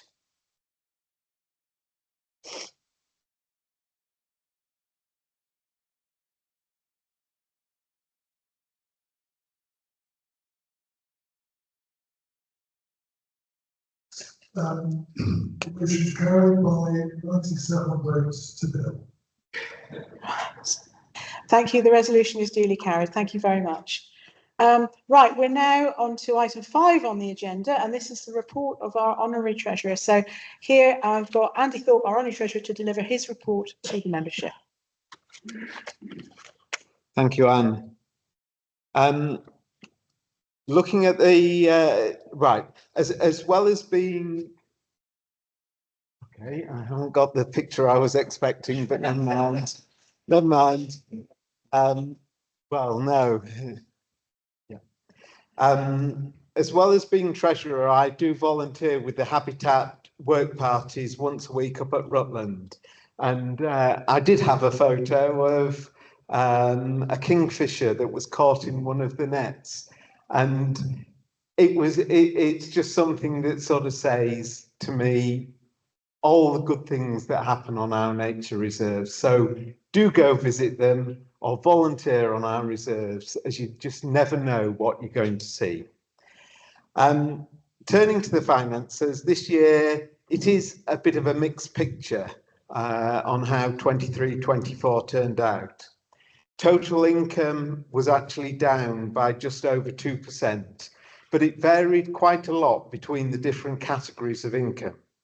Our single largest source of funding is membership income, and that rose by 11% in the year as we recruited more members and the minimum membership fee was raised for the first time in a long time. On top of this, most of our donations, whether general or to specific appeals, also largely come from our members. This year it was slightly lower than the last year, but it was still very good. So, as usual, I give a huge thank you to all our members for the money you so generously give to the organisation. Without this, the Trust simply could not do the work that we do. If, though, you are in a position to be able to help us further and would like to increase your regular subscription, please talk to the membership team today, or call them in the office, or if you're able to donate to the recently launched annual appeal, please see our website where you can do that online. Looking at other income categories, legacy income does tend to fluctuate quite widely, and that was down by just over £100,000 on the prior year. But we would still like to thank those past members and their families for the support they gave, remembering the Trust in this way. And if you decide to write a will, then if you can remember the Trust in that, it would be much appreciated. The largest other single source of income is from Anglian Water, to cover the costs for managing the Rutland Water Nature Reserve, and that continued at a similar level. Another project with the National Forest continued, but a project funded by aggregate industries had come to an end, so overall conservation consultancy was another area where income was down by about £80,000. Grants, however, were up by £65,000, but unfortunately the two large multi-year grants I mentioned this time last year weren't successful. This, though, will be the area that we continue to look for significant rises in future income. For expenditure, our normal ongoing costs rose by 4%, largely just due to inflation on salaries and other running costs. The largest part is spent on our nature reserves, managing these wonderful sites for the wildlife and nature within them. In education and engagement, this covers a number of areas.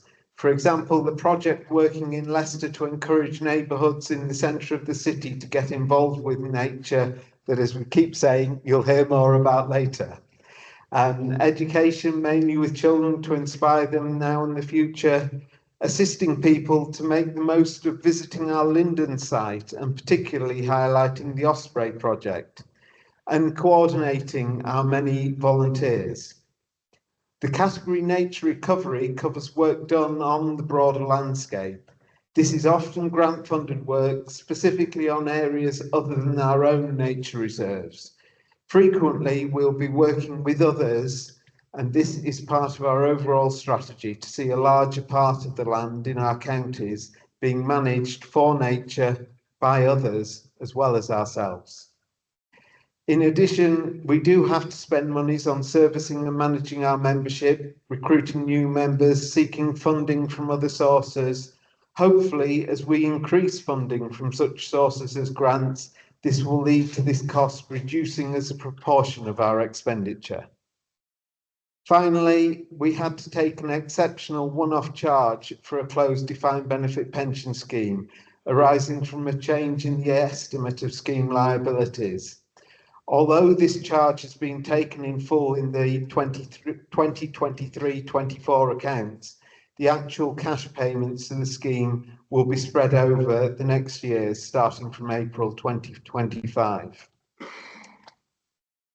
In summary, in the year to March 2024, regular expenditure was almost £150,000 higher than income. Currently, our financial reserves are still at a comfortable level for us to absorb the deficit, but they won't last forever. Having just done a refocus for the current year, based on 6 months of actual expenditure and 6 months forecasting, the picture is looking better at around break even. But we never know what's around the corner. For instance, we had the break-in at Rutland, which, despite having insurance, still comes with costs to increase the security and replace some of the equipment that was stolen with newer equipment than the insurance money will give us. Next year, we will also have to pay the higher employer national insurance costs announced in the government's budget. So the salary cost is likely to rise overall by quite a bit more than inflation. And that is a large part of our expenditure. So as ever, we will have to continue to push to increase income where we can, manage our expenditure as best we can, to be able to continue and improve on the good works protecting and enhancing nature for wildlife across our 2 counties. Thank you.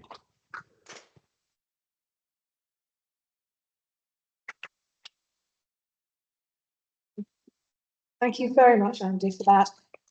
So we come to resolution 3, which is to accept the report of the Honorary Treasurer for the 31st of March 2024. Can I have a proposer, please? Gentlemen, can you yell your name? Well, we were going to save questions to the end. Is it sent? Okay, well, have we got a roving mic? Very quickly. I think it's probably fair enough. Could you state your name for the record, please? I'm surprised you haven't seen a balance sheet. Can you say something about reserves and liabilities, etc., please? But before Andy answers, can I just say that if you follow the links that's given in the annual review, you will get our full statutory financial accounts, which you will have balance sheets galore in that, but I'll hand over to Andy. I don't have the figures in front of me to be able to sort of tell you much about that, but in general, we have, sorry. Yeah, okay, I've just been handed that. So, That's the sofa. Do you want to be else? yeah. Yes.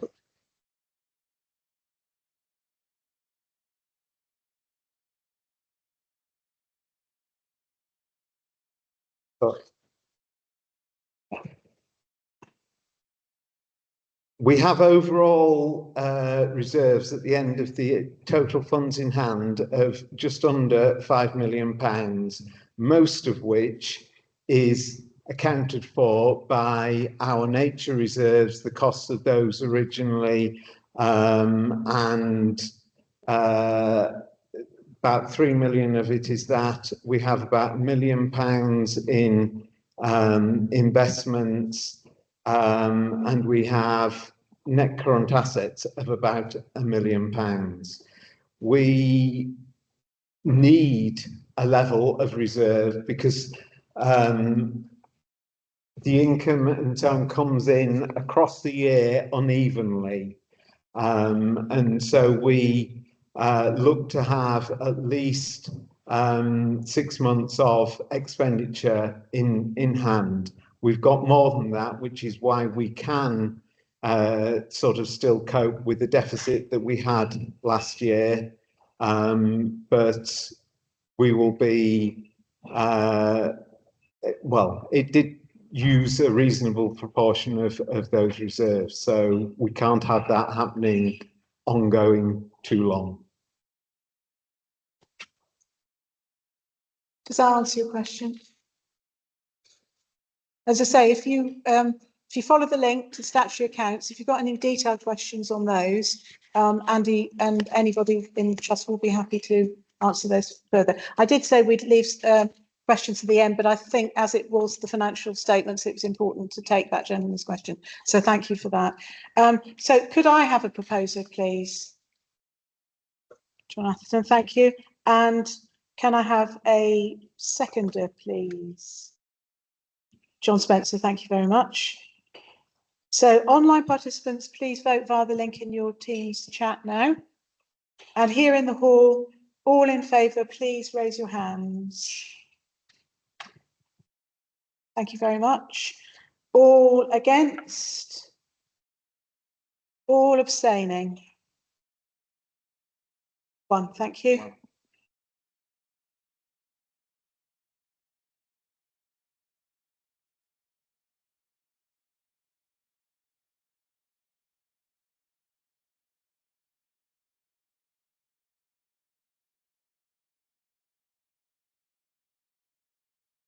Approved by 19 votes for, none against, and 1 abstention. Thank you very much, Peter. The resolution is duly carried. So thank you again to Andy for your report today. But I'd also like to thank you on behalf of all the council for your very hard work and excellent advice as our honorary treasurer.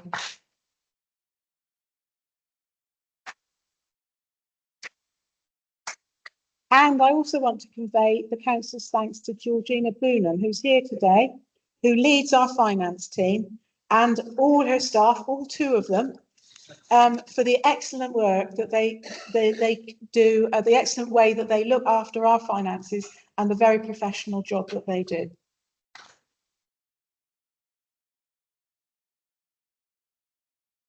Right, so moving swiftly on, we get to trustee reappointments and appointment.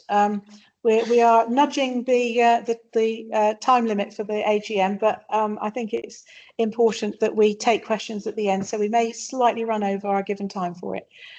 We now move on to item 6 on the agenda, which is the reappointment of 3 of our trustees who have served their current 3-year term and have put themselves forward for re-election. Andy Thorpe and Abby Wilkin were part of the 2021 intake of new trustees. Sylvia Petrovan, who was also part of that intake, has decided to step down at the end of the 3-year term. We'd like to thank Sylvia for his participation on council and for his expertise, guidance and enthusiasm over the past 3 years. Bob Bean will be familiar to you as our vice chair for many years. All 3 trustees up for election are well known to the membership, and I would like therefore to do this vote en bloc as we customarily do for re-elections. So the resolution 4 is to reappoint Bob Bean, Andy Thorpe and Abby Wilkin for a further 3-year term. Can I have a proposer, please? Thank you, Andrew Moffat. Can I have a seconder? Maggie Morland, thank you very much. Will on Maggie Morland. Online participants, please can you vote via the link in your Teams chat?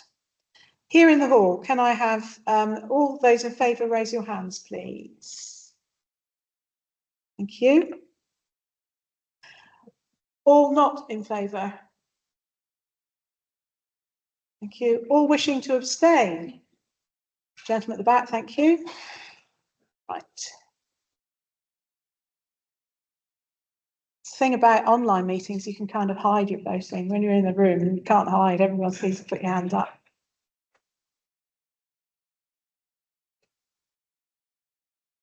Carried by 97 for, 11 against and 2 abstentions. Thank you very much, Peter. Resolution duly carried.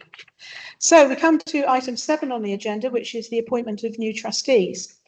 Now, Matt, in one of his slides earlier, talked about the work we've been doing on governance.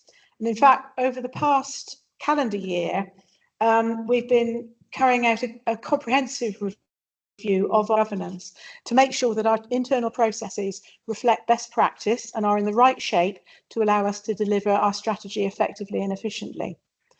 A key part of governance is that the council, our governing body, contains the right mix of people and skills to supply the expertise and judgment to guide the development and delivery of the trust's work as it is required by law to do. Being a trustee is a time commitment, and unfortunately sometimes that clashes with people's other priorities. Through that kind of attrition, numbers on council had fallen to 9. And so we decided to do a major recruitment exercise, which was launched in May this year, and it was widely publicised through the magazine, online, website, and many other sources. We were absolutely delighted with the results of this exercise, as we had a tremendous number of applications, all of fantastic quality, and we're very grateful to everybody who applied, and we enjoyed meeting every one of them. We had a formal selection process with an interviewing panel, and the panel, I must say, found it very difficult to narrow potential appointees down to make sure that not only do we have the right skills on council for right now, but also we've got a manageable number of trustees. The panel recommended their choices to the council as a whole in September, and all trustees agreed that those individuals were eminently suitable for the trust and for its current needs. And could I actually just ask those new proposed trustees to stand at the moment? So if we run from there, so we have Andy Abbott, Taras Baines, John Atherton, Emily Hunter. Right, thank you very much. We have, as I mentioned earlier, 2 people who couldn't make it here today, Gemma Harper and Charlie Hewitt. Because we've got, these are new trustee appointments, I'm going to do these individually. And as each is being put forward by council, current trustees are acting as proposers and seconders, so I won't be asking for any participation from the audience for that today. So resolution 5A is to appoint Andrew Abbott as a trustee of Leicestershire and Rutland Wildlife Trust. The proposer is Helen Knott. The seconder is Andrew Moffat. Will online participants please vote via the link in your Teams chat? Here in the hall, please in favour raise your hands. Okay. Anyone not in favour, please raise your hands. Anybody abstaining? Raise your hands. 1 abstention here, thank you. just wait for the online results.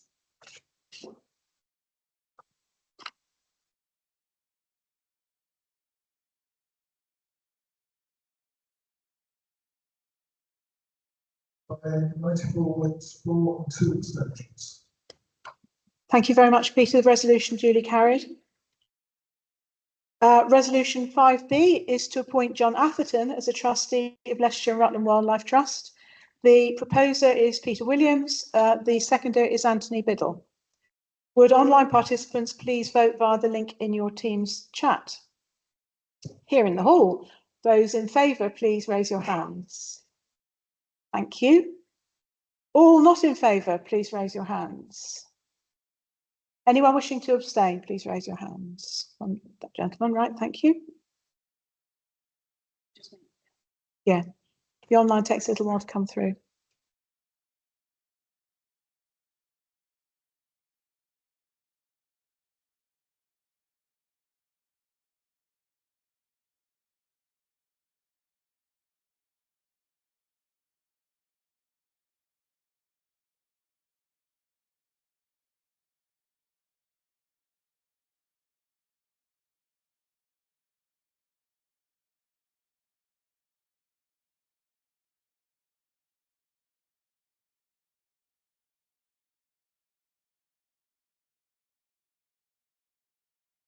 By 93 votes for, none against, and 3 abstentions.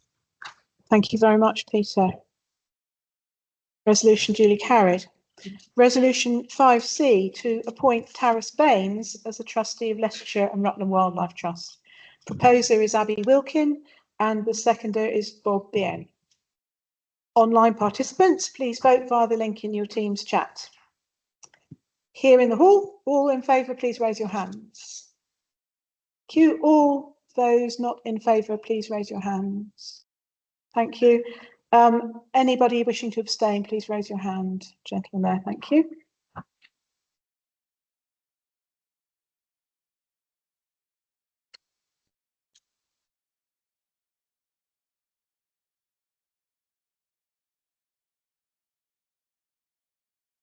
Three votes for, none against, and one abstention. One abstention. Sorry, 2 abstentions. Okay. Okay. Resolution 5D to appoint Gemma Harper as a trustee of Leicestershire and Rutland Wildlife Trust. The proposer is Anne Tomlinson. The seconder is Helen Knott. Online participants, please vote via the link in your Teams chat. Here in the hall, all in favour, please raise your hands. Thank you very much. All those against, please raise your hands. And anyone wishing to abstain, please raise your hands.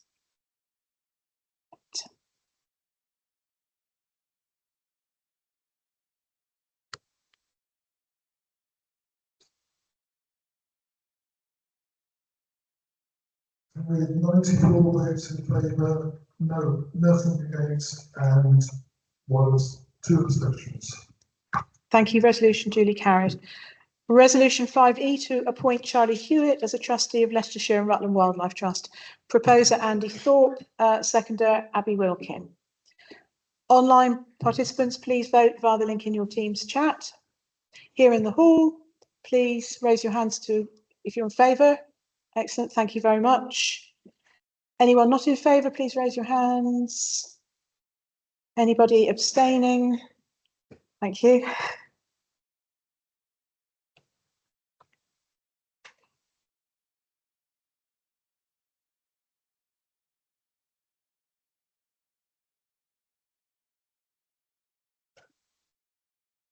Also carried, 94 votes for, none against, and 3 abstentions.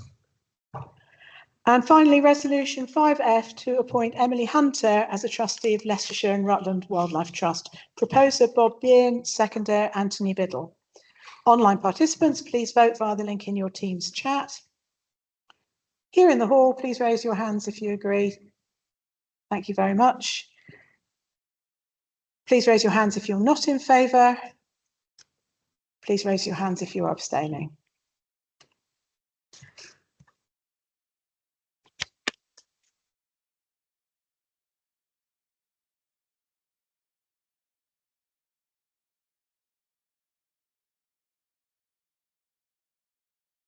Also carried 93 votes in favour, none against, and 3 abstentions. Thank you, Peter. Resolution duly carried. That's the end of our appointment of new trustees. I'd like to welcome all 6 of them to the governing body. I'm sure the membership will make them very welcome, and our trustees are really looking forward to working with them in the coming year.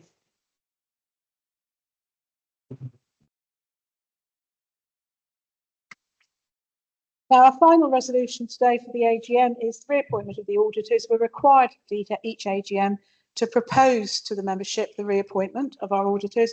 This is what resolution 6 is all about: to agree the reappointment of PKF Smith Cooper Audit Limited as auditors to the trust and for the council to set their remuneration. Can I have a proposer, please? Anthony, thank you. Anthony Biddle. Can I have a seconder, please? Andrew Moffat. Thank you. Online participants, please vote via the link in your Teams chat.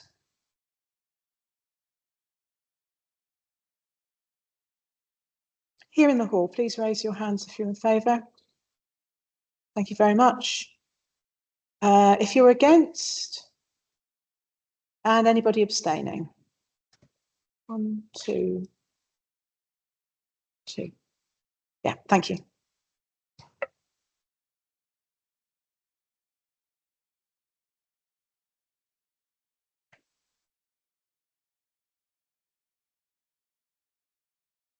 Also carried by 94 votes for, none against, and 3 abstentions. Thank you very much, Peter. Resolution duly carried. So that brings us to the end of those formal resolutions. We've now got a little time to take some questions from the audience, and I'd be happy if Matt and Andy could also come up, please, in case there are any questions relevant to your particular sections. We have just hit our, well, we've just slightly gone over, unfortunately, the time we've allocated for the AGM. There was a lot of business to get through. We will push into the break a little bit, but you'll still get your break. We may just run over a little bit later on. So do we have any, yeah, that gentleman, Matt, do you want to come, does he want to come here? Because the camera won't pick him up. Oh, come to this side of the line. Right, first of all, the gentleman at the back who wants to tell us about the Rothbury estate.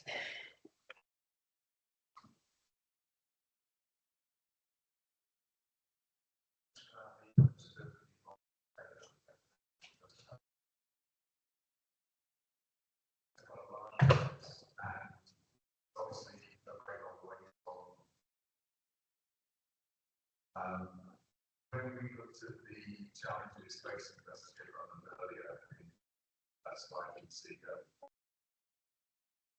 major area and also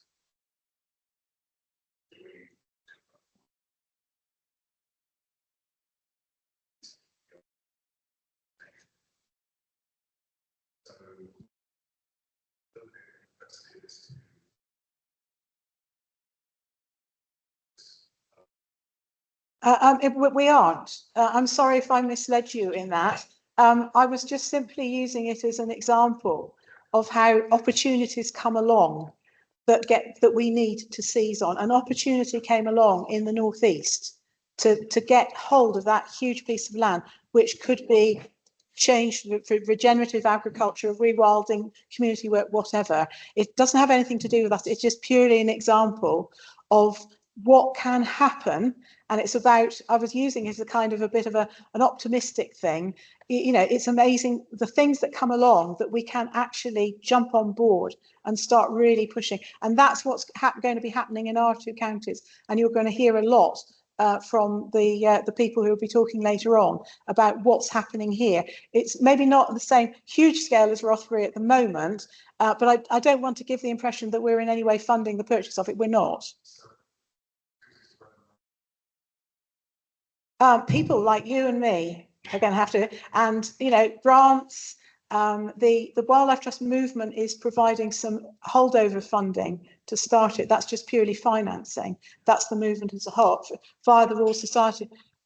Well,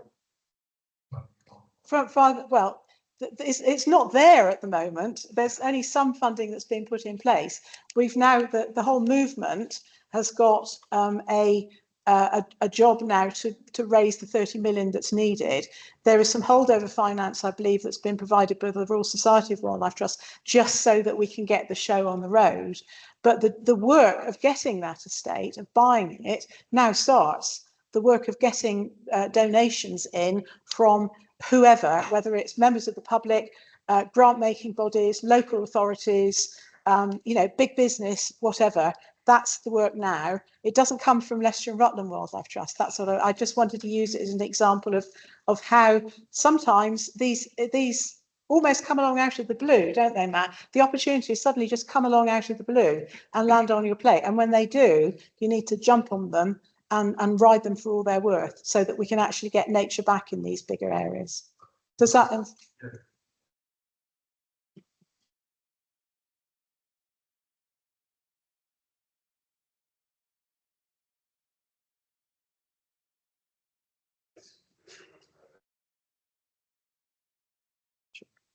Yeah.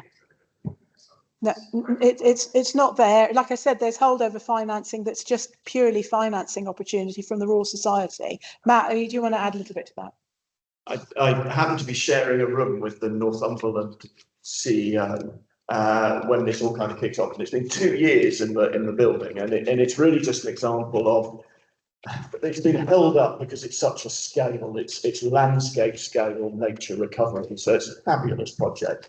And they've come out, so the Royal Society of Wildlife Trust, which is sort of our umbrella body, they've come out in support of this and saying this is great. But as far as I'm aware, they haven't got the money. They've raised a couple of million, which have enabled them to sort of start negotiations. They're probably going to be targeting high wealth individuals rather than sort of going out in campaigns. Other wildlife trusts have been quite clear that we're really supportive, but don't impede on our funding streams, or you'll find all the other wildlife trusts are struggling as a result. There are a network now, and we ventured into this. We were looking potentially to acquire some land around Cottington, and this goes back sort of a year. And we didn't have the money, and we went to RSWT and said, what are the options? There are, it's a network now, what they call patient investors. And these are individuals who are quite wealthy and are willing to loan wildlife trusts money, usually at very favourable terms, you know, zero interest or very low interest rates to be paid back, to enable us to move quickly to purchase big areas of land, which otherwise we would struggle to find the finance. So that network already exists, and I suspect they'll be tapping into that, but it won't be coming out of local wildlife trust funds. And it will be up for the Northumberland to find their own funding, but that's likely to be sort of the route they take. And because it's such a big scale, it's just a great way to promote it. And if people can see it happening at that scale, it opens up opportunities elsewhere. So it's a really good example, but not one that we will directly be putting money or resource into, but we'll kind of be giving it the thumbs up from the sidelines. So. Thank you, Matt. I'm just going to take a question from one of our online participants. This is from Dave Robinson. Thank you, Dave. Dave has asked, is there an expectation that the trustees will visit the reserves and meet volunteers, etc.? I think that's brilliant. I think all our trustees, new and current, you know, the existing trustees and the ones just appointed, would be really happy if we have a programme of visiting reserves and meeting the volunteer management teams and other types of volunteers who do lots of different work on all the reserves. So thank you for that suggestion, Dave, and we will definitely take it up. Any other thing from online? Do you think nothing? Right, well, we can squeeze in another question, but that gentleman there, please, can you sorry, wait for the mic and then give us your name when you've got it. Thank you. Yeah, just speak right into the mic there. You need to pretend to be a rock star. I've noticed a decline in the number of volunteers over this last 12 months or so. I realise that this is simply my perspective of one group. Is it a general pattern? If so, what is being done to boost volunteer again? We'll Sarah Bedford's going to come and answer this. coming from? Yeah. Just from our perspective across the reserves, on some of our volunteering teams, we've actually had to limit numbers because we've had really high uptake of volunteers, and we're continually getting interest on a weekly basis for people to come out and do practical volunteering. There are some people who come and it's not for them. But on the whole, our numbers are very healthy. That said, we always need new volunteers with different skills and interests. And there's a continuing rolling advertisement on our website, on the volunteer pages, on how you would go about becoming a volunteer for the trust. And there's lots of different roles. It's not just practical volunteering. There's survey work that needs doing. There's visitor centre work that needs doing. So yeah, by all means, have a look at those pages. But from my perspective, on the east, it's definitely a positive one. I think Soph's going to say something about west quickly. Hi, Rupert, one of us. Yeah, just extending on what Sarah said, we've just started re-advertising for Wednesday, Tuesday and Thursday volunteers, and to be one Sunday a month in the West as well. So we are reopening it. We want to get your skills and knowledge shared with new members. So.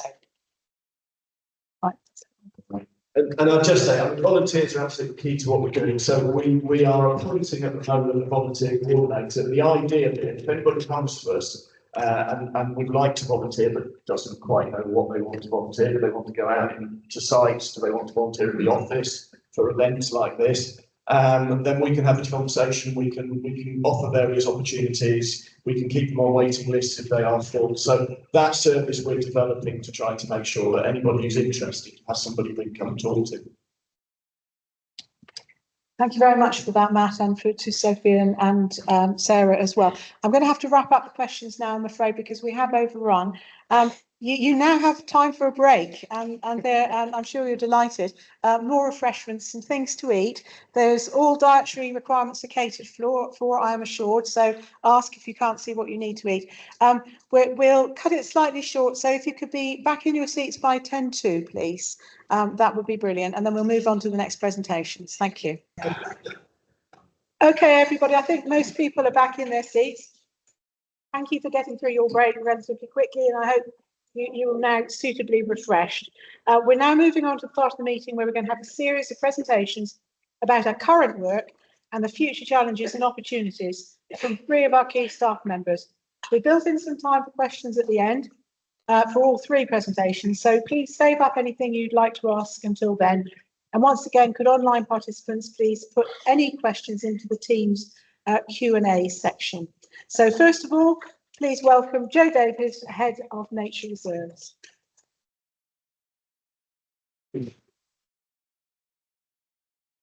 Hello, everybody. Hope everybody can hear me okay. Thumbs up at the back. Perfect. Yeah, well, it's an absolute privilege to be talking to you today. So yes, my name is Joe Davies. I'm Head of Nature Reserves, and yeah, I've been doing that for a couple of years now, and it's been a real privilege to get to know a lot of our reserves. And I'm going to talk to you a bit about stuff we did last year and a little bit about future elements and the like. And really, just to begin with, just a little bit of some slides just to really wet your palate. If you've not been to a lot of our reserves, and I hadn't until a couple of years ago, I visited them all now and been around them with the relevant staff member who manages them. And yeah, the variety and just the depth of variety and biodiversity that we have is fantastic. So I'll show you a few slides of different sites. I'm sure a lot of you have been to them, but if you haven't, please get out and about and go and visit them because they are spectacular. So, oh yes, that one is Ulverscroft Acid Grassland site. Up in the northwest, grazed by longhorn cattle, and that's a superb site, very rare habitat, and that's a great example. And there we have Dimmesdale, a site we work in partnership with, and this isn't exactly a classic picture of Dimmesdale, but this is one of the lakes down in the valley bottom, and absolutely heaving with damselflies and dragonflies. an absolute delight. Again, amazing grassland site on that reserve as well. Really well worth a walk around on the county boundary, so you can include that in a bigger day and go through Dimmersdale. This is actually looks like grassland, but isn't. This is one of our wonderful rides, and this is at Prior's Coppice. You can see the orchids in the foreground there. Get to our woodland sites in the spring, absolute gems. And although they are suffering with ash dieback, and that is a continual challenge for us from a management perspective, I do thoroughly recommend the woodland rides and where the wildlife is at. It's the bird song in the spring, and the biodiversity, the spectrum of woodland plants we get is just stunning. So do get to our woodland sites in the spring. Dawn chorus, we'll be having walks and the like. Really do get to those to those reserves. This is Rutland Water, often spoken about, but here you can see just the sheer significant number of ducks that we get. It's an amazing site all year round, but it's a site of special scientific interest, SPA and Ramsar site for its wintering wildfowl. So great time to be visiting. We get peak numbers around about now and last month, but those species will be changing. And this is Mary's Meadow, an absolute gem. I've visited for the first time this year. I feel embarrassed to say, so I've lived in Rutland for about 12 years and hadn't visited this reserve until I went round with Sarah. And if you've not been, it's a bit of a tricky one to find. The parking's not the best because we don't own too much parking there. However, make the effort to go and visit Mary's. And yeah, it's a sea of orchids, rare orchids, more common species, but do get there. It's cut for hay, so you want to go before the hay cut, and that's to reduce the nutrient levels. But yeah, do make it to Mary's Meadow is my advice for 2025. So just a little synopsis then. Some of the things you'll have heard earlier. So we have 36 nature reserves. That's 1,200 hectares. Nearly 3,000 football pitches, always a classic. You know, usually we go with double-decker buses, don't we, or something along those lines. 20 of which are triple SI, site of special scientific interest. Now, I think that's a really big stat in itself. I think just the number of reserves that's triple SIs. 12 are local wildlife sites, 2 are national nature reserves, and 1's Ramsar SPA. Now, this has been spoken about earlier on, but a big thank you to everybody who gave to the appeal. We've achieved, and we've yet to achieve more with this appeal money. This, for example, was work we did at Ketton. On the left there is a picture of the footpath, believe it or not. It doesn't look much like a footpath. And then to the right there, with our amazing volunteers and money from the appeal, and a bit of sponsorship from Heidelberg Materials as well. They contributed to it as well. We've made it safe and a lot more accessible for most users there. So yeah, thank you to everybody who gave to the appeal. Got lots more exciting things to do. But yeah, this is just a good example of what we've achieved so far. It's been spoken about earlier on at Holwell. We've planted nearly 13,500 trees over 6.7 hectares. Yeah, a lot of that was spoken about earlier on, but a great team effort, lots of volunteers, lots of staff effort. And, we will have new woodland here in the future. What's great about this is there's not just woodland, it's lots of open areas, lots of rides. There's ridge and furrow next door to it, which is we're retaining as a sort of archaeological feature. But it's going to be really interesting to see how the site develops in the future. And thank you for everybody who contributed, but also thanks for everybody who did turn up and plant on those cold days, as was mentioned earlier on. So one of the new and interesting developments in the last year is that we were given a site called it's now James Adler Reserve. Michael Adler, very sadly, his son passed away, and he was going to give the land to his son. Instead, he contacted us, said, "Would you contacted us and said, would you be interested in taking this?" Now, this is great, a great opportunity for us. Andy Nielsen and I went out, and although it's not an amazing place for wildlife at the moment, It's got huge potential. So it's got the River Welling running through it. It's near Market Harbour. We don't have many reserves in that area of the county, so that's certainly something that we wanted to change. And it was always aspirational, but very often, you can only take your opportunities when they come your way. So here we have it, sort of kidney shaped. It's got the A6 running through it, which isn't exactly a great area for wildlife to move backwards and forwards, but the river does go underneath it. So they are technically connected. So they have Market Harbour and Great Rowden there. This is the reserve. It's been split into compartments, and where we're at with that, we've done a botanical survey this summer. That has shown that the site is of no massive botanical interest. Now, that might of course be something you say, well, why did we take it on? But that gives us opportunities to create more habitat and more biodiversity. So what we'll be looking to do, we're looking at funding and ways that we can open it up for access. So we will allow people onto the reserve. We're looking to create woodland, to do river enhancement. We've got a river project proposal. We've been doing the first surveys on Monday for that.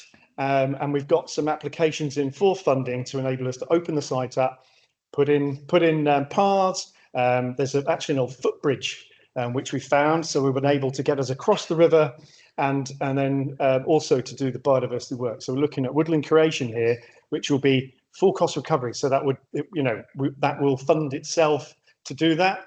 But that's the plans. We just need to discuss that and go forward with that. So yes, there we have. So river restoration works here we can do, and then potentially increasing biodiversity through woodland work. Now, we're really lucky at Rutland that we have the funding through Anglian Water to do a lot of species and recording work, and Tim Sexton, our senior species recording officer, has been working tirelessly. He does an annual report. This is on our website, so do have a look at it. Available as a PDF, and we do this annual report every year. So this is the sort of key highlights from that. I don't need to read them all out, but through the work that we do, through the species and recording work, we can educate and work out what management work we need to do. So some really big figures. Look, 120,000 birds counted through the Webb's count, which is a wetland bird survey which we do. All year round, every month. So we count every wetland bird on site on one day. So thank you to the volunteers who help us with that. Can be quite a challenge, bit of eye strain, especially when the birds are changing plumage and you've got a sunny day or a very wet day. And so this is a particular bird of note for us. And I put this slide in because Rutland Water is the most significant site in the UK for this bird. So this is a gadwall, and we get really significant numbers of gadwall. Like I say, the best site in the UK, so internationally and nationally significant for gadwall, which is hugely important for us. It was mentioned earlier on, but we can't not mention the osprey work we do. So by monitoring the nests and then providing opportunities for ospreys, this work goes from strength to strength. So 10 nests last year, 22 chicks. So these are the stats for our ospreys. So continuing to go up year on year. So the birds were translocated in the late 90s, and they bred for the first time in the early 2000s. But here we have this upward trend, and we are a very stable position with our ospreys, which is fabulous news. So yeah, we work with Tim McCrill monitoring those nests. That's Tim McCrill, and give osprey advice for people. And yeah, we're tremendously proud of that work, and that goes from strength to strength. Also, we had booming bittern at Cossington last year. Now, we didn't make a song and dance about this because we never had confirmed breeding. We also this year had booming bitterns at Rutland Water and at Cossington. We had a flooding event, which has been a regular occurrence at Cossington, so we think that they didn't breed, and we're not 100% sure what happened at Rutland. Now, that's not for the want of trying, as you can imagine. So we are monitoring them, we're watching them, but we've never saw juvenile bitterns, but they are incredibly secretive and incredibly difficult to find. Now then, how do I play this? So a part of the monitoring work that's been going on, we've been using quite an innovative way of trying to capture images of species on sites without catching them. We do bird ringing, but this was a water shrew that we recorded at Rutland Water, and this is caddisfly larvae that they've been eating. This is actually on a water vole monitoring point. So we have a team of volunteers that go out regularly, and this is a stealth camera with a different lens that we've blue tacked onto it. And of course, the classic way of monitoring small mammals is to catch them in longworth traps. This, we can just put a camera trap out. We don't catch them. We don't take them out of the, from the feeding, especially with shrews. They need to eat an awful lot and very often. So it's a really great way of recording what species we're getting where, and that's something we'd really like to roll out, like with a lot of the species recording work, to our other sites.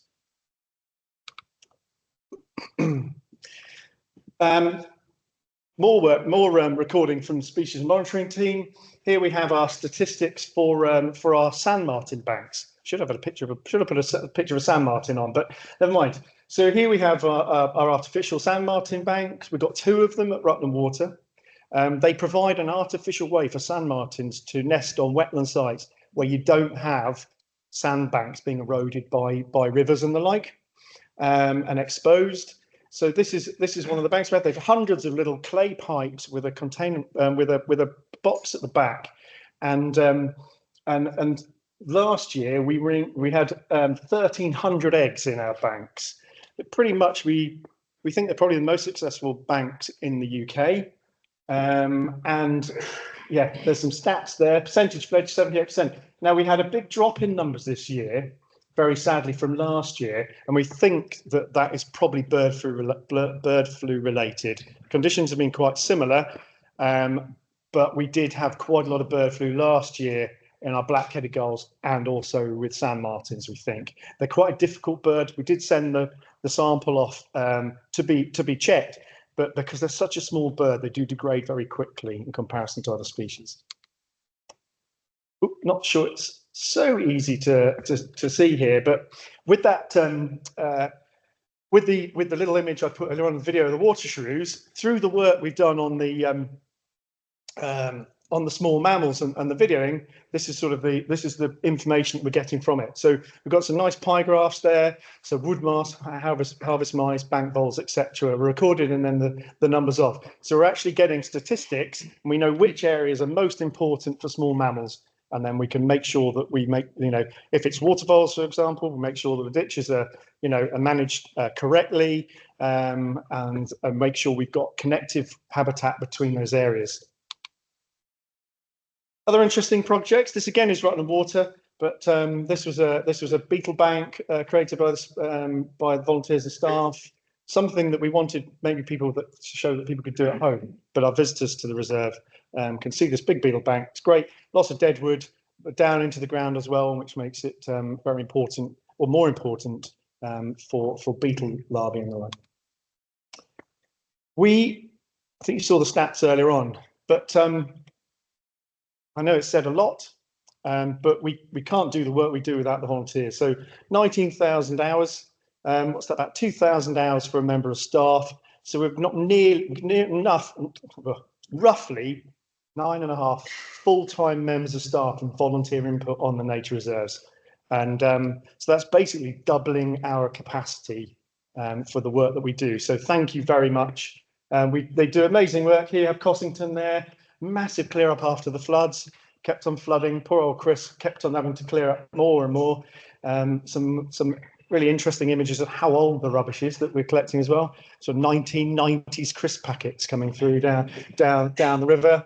But they're doing all sorts. We also have our trainee reserve officers, 3 of that we train to be conservation professionals of the future, which is a really successful venture for us. We have some new animals that we're using to maintain our nature reserves. Here's a herdwick, I love this picture, nibbling away on the scrub. So we brought those in for scrub control, especially at sites like Ketton, where we need to try and make sure that the limestone grasslands don't scrub over. And then we've got some white Galloways on the left there, which we've brought in. Smaller animals, lighter on their feet. We've got Dexters that are pretty small as well, but we're just diversifying a bit and making sure that they don't have horns, so we don't end up being lifted up in the air by our cat. This is actually a legacy pond. So we were given some money to create a pond in memory of somebody that actually didn't want their name publicised. But anyway, this is a pond that we created, and with that funding, and that's already recorded 11 species of dragon and damselfly using that within its first year. So this pond was actually dug by staff and diggers. We have a lot of us have digger tickets, so we can do that, which makes it cost effective. But yeah, this wonderful pond is created in memory. Ooh. Bit of a swapsy round there. Don't know why that one's come up again. Yeah, so a bit of a synopsis from me, really. We have amazing places. Please do go and see a lot of those reserves.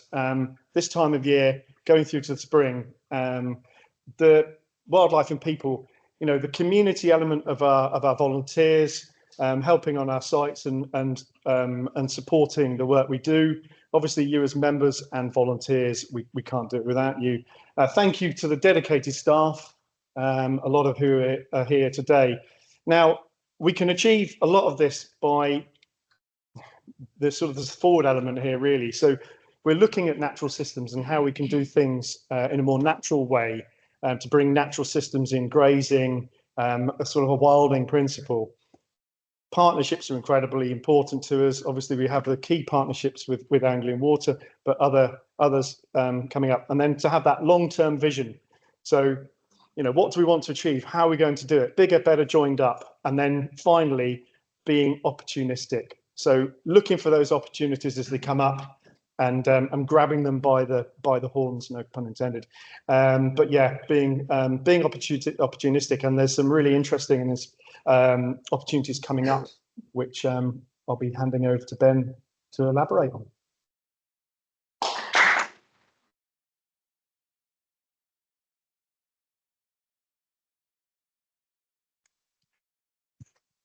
Thank you very much, Joe.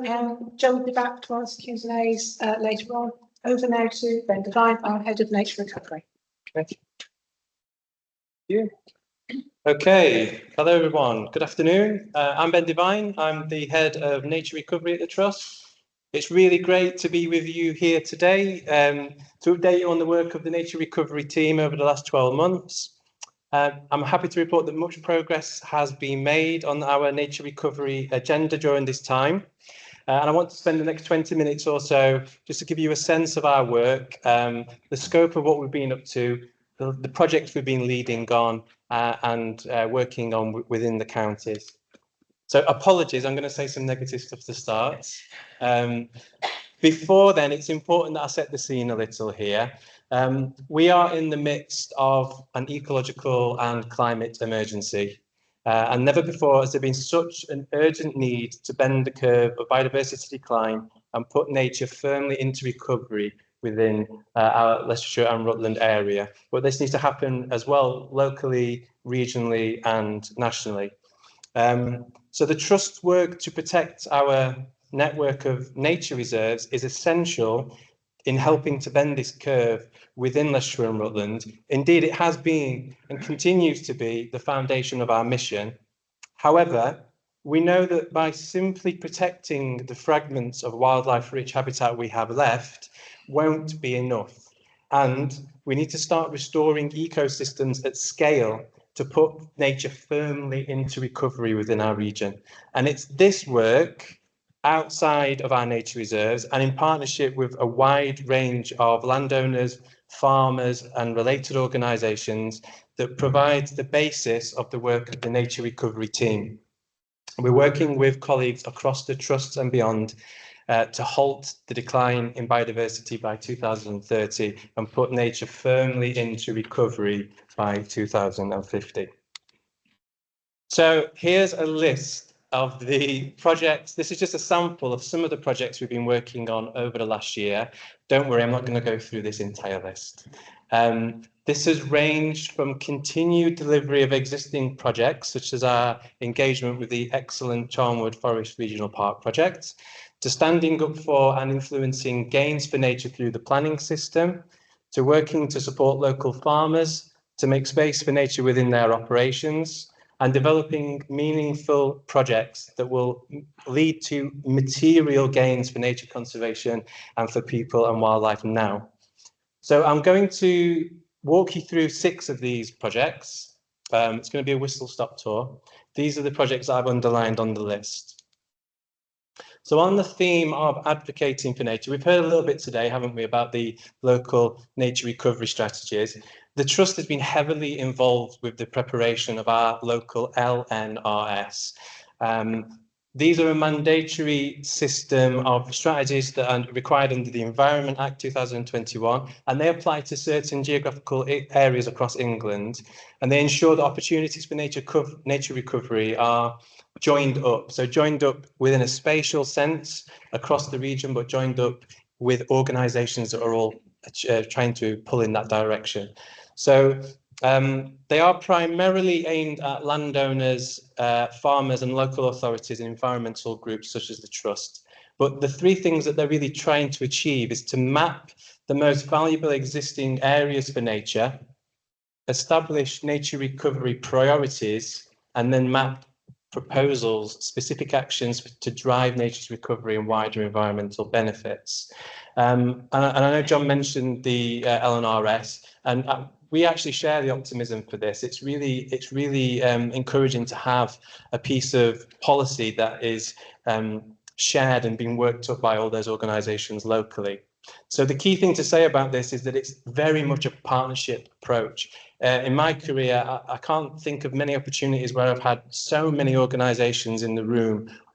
We've got farmers, local authorities, all the DEFRA family organisations, all the ENGOs working together. It's been very constructive. A challenge, yes, but I remain very optimistic about using this piece of policy when it becomes finished next year to really drive our work, but also for us to support everybody else in their efforts to restore nature. So here's just an example of a map taken from the LNRS progress. This one just shows woodland cover. The core areas are the existing areas of woodland in dark green, and then the connectivity zones are those areas around those core areas. And as you would imagine, this is all about, well, where would be a good place to put more woodland? We can connect existing woodland up to create those ecological corridors that we know wildlife needs to recover. So this is a great example. It shows the work that the National Forest Company have done in North West Leicestershire and Charnwood districts. So we've got Charnwood Forest over there on the left. We've also got areas around Rutland Water and the Liefield Forest as well. These areas are areas that we know are going to be good for connecting up woodland, but the Trust's sort of role in this conversation with the LNRS development has been to push and drive ambition and go beyond business as usual. You can see the areas of blank space on the map within the counties, and we've been asking for, well, we might not have mapped opportunities for woodland creation there, for example, but we want to see more woodland in areas where there isn't any woodland. So areas around South Leicestershire, Hinckley and Bosworth district, etc. Even around the areas around the Liefield Forest, there's lots of opportunity in this example for woodland cover. So what I want to just sort of highlight for you here today is that this strategy has been drafted and it's currently in the process of preparation for public consultation next January and February, so 2025. That will be an opportunity for everybody here, the public, to have a final say on what is included. And then via a process of approvals, there'll be a published version of the LNRS that we can all use for proactive conservation measures in July next year. So the second project I wanted to highlight with you is our fantastic water vole species recovery project. This is really aimed at bringing water voles back to Leicestershire and Rutland. So this species, the water vole, has undergone such serious declines. It's probably the most serious declines of any wild mammal in Britain. We think that about 90% of water voles have disappeared over the last 50 years, and they're such an iconic species, yes, but they also are indicators of the health of our freshwater environments. So a really important one for us to focus on. That's why we've been backing water vole recovery over the last 12 months in particular. This project's been moving really fast, and I've been very encouraged, and we've got quite a lot of interest from a very broad range of partner organisations. So we have both water companies involved. We've got pretty much all of the local authorities and all different organisations, from the Forestry Commission to Natural England to the Environment Agency, you name it, they're there. And I think it's been testament to the way that we've approached this. We've been very open, and I call it open arms conservation versus closed arms conservation. We've said to all the organisations, we want to work with you with open arms. Let's put a strategy in place for water vole recovery, and it is reaping benefits. So it's moving fast. I can report that we've produced the water vole recovery action plan and strategy. So this is a fully costed action plan and strategy. Here's just an example of one of the action pages. But as I say, this is really galvanized support, and we've got a physical document. It's powerful to have a physical document that we can say, look, we know what we need to do. Let's do it together. So this project really has allowed us to have a much greater understanding of water vole distribution and abundance. We've done a whole raft of survey work, desktop surveys, field survey works, lots of training of volunteers to go out and do that work as well. And that's given us this updated view on the population status of water voles across the region. What I can say is that it's a mixed bag. We've found water voles in areas where we historically have known that they are strongholds for water voles, but we've also haven't found them in those areas as well. But on the other hand, we have found water voles in areas that we didn't even know had water voles. So there's elements of them recovering in pockets of the county, which is fantastic, but there's areas of them disappearing as well from the county. So again, without a finger on the pulse of the status of the species, water voles in this case, you can't really make any proactive strategic recovery plan. So this sort of work is pivotal to that next step. What we know really is where water voles are and what we need to do to help them. Okay, so what we're going to be doing is using that strategic partnership that we've created via this water vole recovery steering group, and just put in for much bigger proactive schemes in the next year. So watch this space. So the next the next project, and the other projects I'm going to talk about really are all centered around the themes of landowner support and influencing gains for nature across the wider landscape. So the Corridor Club, this is a really interesting project. It's an exciting example, I think, of landowner-led conservation work. So this is all aimed at establishing a corridor of wildlife in one of the most strategically important areas for nature in Leicestershire and Rutland. So we heard, didn't we, today about the Charnwood Forest being really important, but this is actually arguably one of the most important areas, the Ulverscroft Valley in Charnwood Forest. So when you actually zoom in, then we're right in the heart of the area that we need to be really making sure that there's robust, resilient ecological corridors that are fully functioning and working for nature across the landscape. So we have obtained some funding through the Charnwood Forest Landscape Partnership Scheme.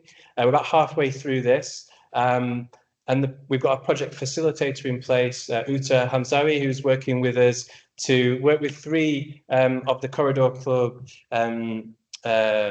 members who created the notion of the club. Their neighbours, the map shows roughly where they're at. This is literally working with your next door neighbour to use your land holdings for the betterment of nature recovery. Our aim here really is generally to support landowners across the county to enhance and connect habitats, provide them with advice, allow them to seek funding and facilitate that work with them. So the current sort of land holdings here amount to about 127 hectares. When you factor in the trust nature reserves in this strategically important area, plus the likes of Bradgate Park, which is just across the way, and other sites, we're topping 500 hectares. But it's safe to say the next steps here really are to use those bigger, better, more joined up processes principles rather, to pull together that 500 hectares and come up with a much larger scale scheme, hopefully along the lines of a land species and landscape recovery bid, or another sort of large meaningful pots of money to back this in the long term. Lots of interest from Natural England on this, and other statutory agencies. The National Forest Company are heavily involved as well. So another really interesting scheme that we've got high hopes for in the coming year. So just to bring this to life a little bit, I've just put a few photographs in from the Corridor Club site. So these are all in the Ulverscroft Valley. I just want to give you a sense of how fantastic they are and how variable they are. So this is an example of a species-rich neutral grassland on one of the landowners' sites. We've also got examples of extremely scarce priority habitats such as wet woodland. So that's a national and local biodiversity action plan species. These are really important, for wildlife in general. Areas of broadleaf woodland, ancient woodlands galore in this part of the county. So again, how can we make these more resilient and join them up? And freshwater habitats as well, finally. Lots and lots of scope here for natural flood management interventions. All of the headwaters here run into the Soar and then into Loughborough. So Loughborough has flood risk issues, so any work up here could be helping on the multiple benefits with nature and flood alleviation in the same hand. So, Project 4. This is a really interesting project. We call it the Leicestershire and Rutland Lost Railways Project. It's really unique, I think, and it's all about assessing the nature conservation value of the former or lost railway lines across the region. This came about really because we were talking professionals in meetings to one another about sites and concepts around different project areas, and we kept on spotting on the map, oh look, there's another railway line there, there's another railway line there, and it's sort of, well, these seem to be just linking everywhere up, and how much do we know about them? How valuable are they for nature and people?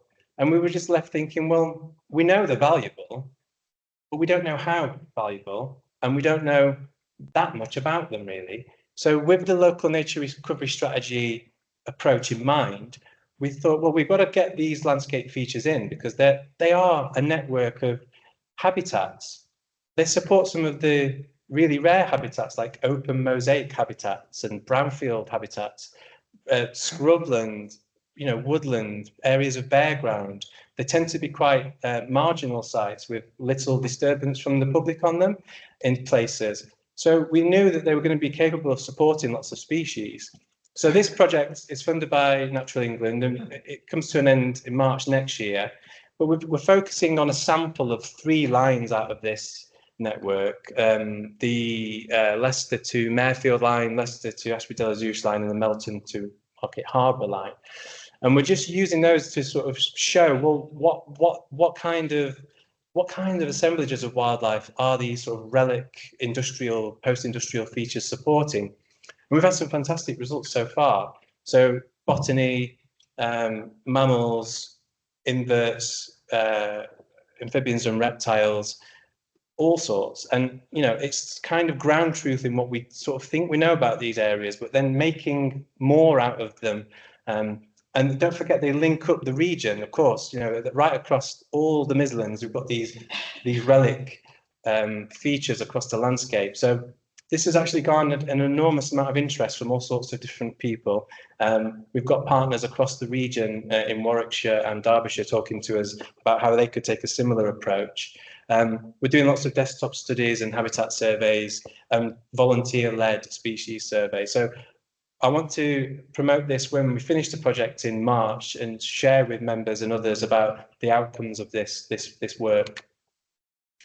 Again, just to bring this to life, here's a photograph of actually another line. This is the Leicester to Rugby former Midland railway line, which was opened in 1840 and closed in 1962.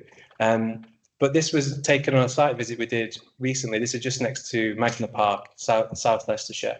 But this gives you a sense of looking down one of these former lines, what kind of habitats they are supporting. There's evidence of planting here, either sides of where the old line used to go. But, you know, this is a nice example of lots of vegetation, lots of niches for wildlife to occupy. They tend to be typically quite nutrient poor, so you get interesting groups of wildflowers and insects using them. So we've had Green Hare Street records here, lots of different bat records, and one or two exciting reptile records that we need to confirm. So yeah, just to give you a sense of what these areas look like, but a really interesting and sort of novel approach that we're using here from a sort of habitat networks perspective. So number 5, this is the work of the Greener Golf Network. So this is fascinating. If you haven't heard about this before, the Greener Golf Network, they're a grassroots network of golf clubs, and we've been actively supporting them since they came together in about 2019. We've got Bob Roberts here, haven't we, Bob? Yeah, who basically has been the driving force behind this initiative. This is really, really great, and this is an example of, in this case, landowners in golf courses coming together to understand what they can do to be more environmentally sustainable. How can they give back to the natural environment using their significant land holdings? So we've got about 35, from my calculation, golf courses across the county. There's managed sort of sympathetically. These areas can be enormously valuable for nature's recovery. All of the non-playable surfaces, so I'm not a golfer, by the way, so the rough, the marginal areas around the perimeter of the sites and those sorts of areas are, by definition, a mosaic of habitats. So how do we support golf courses, landowners, recreation in general, but how do we support specifically golf courses to maximise the value of their natural assets and really help with that nature recovery agenda? So here's a map just to kind of reflect that. And when I originally mapped the extent of golf courses across the counties, I was sort of, initial impression was they're really evenly distributed generally, aren't they? And I think that speaks to the fact that they're businesses, aren't they? So that makes sense. You know, it's no good having them all sandwiched together in the same place. But from a nature recovery perspective, that makes it even better to work with them. That distribution of big areas of land across different, we call them living landscapes, or the national character assessment areas, Charnwood Forest, the lower floodplains of the River Soar and the River Reek, in and around Rutland Water, out towards the Jurassic limestone areas of Rutland. We've got courses across the whole breadth of the types of habitat and landscapes we have in our region. And therefore, by making improvements on them from a natural habitats conservation perspective, we can create those stepping stones of corridors for nature. We talk a lot about continuous lines of habitat for nature recovery. Yes, that's absolutely essential, but we also need those stepping stones to allow species to hop through the landscape and permeate through the landscape.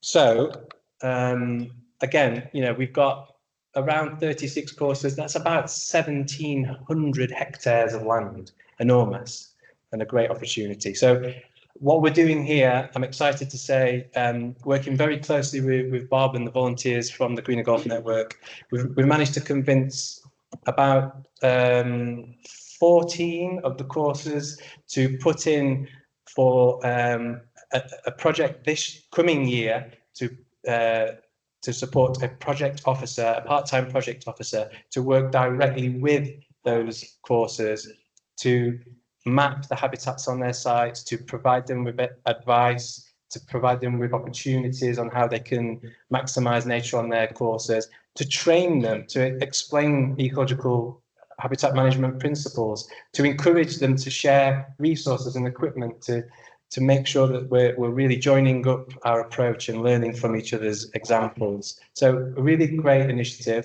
This is also bleeding out, the Greener Golf Network is bleeding out into surrounding districts and regions. So we've got a Greener Golf Network in Warwickshire now, Bob, and also interest further afield in the West Midlands as well. So again, we're getting in.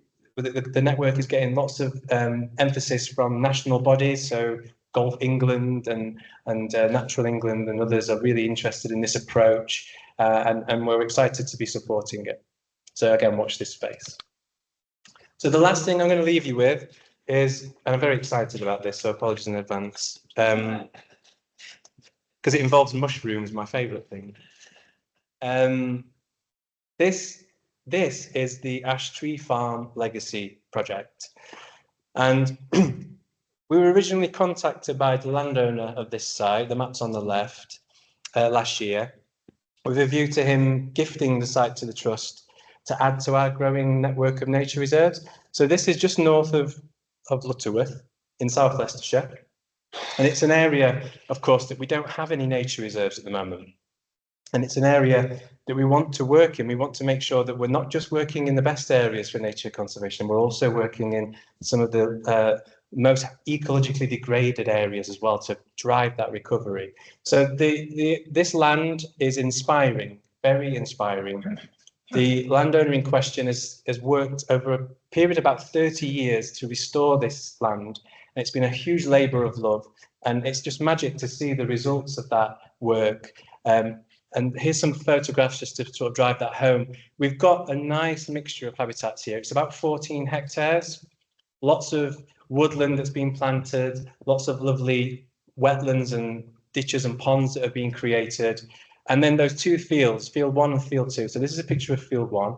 Field 1 is heavily restored and it's just chock-a-block full of insects. It's deafening.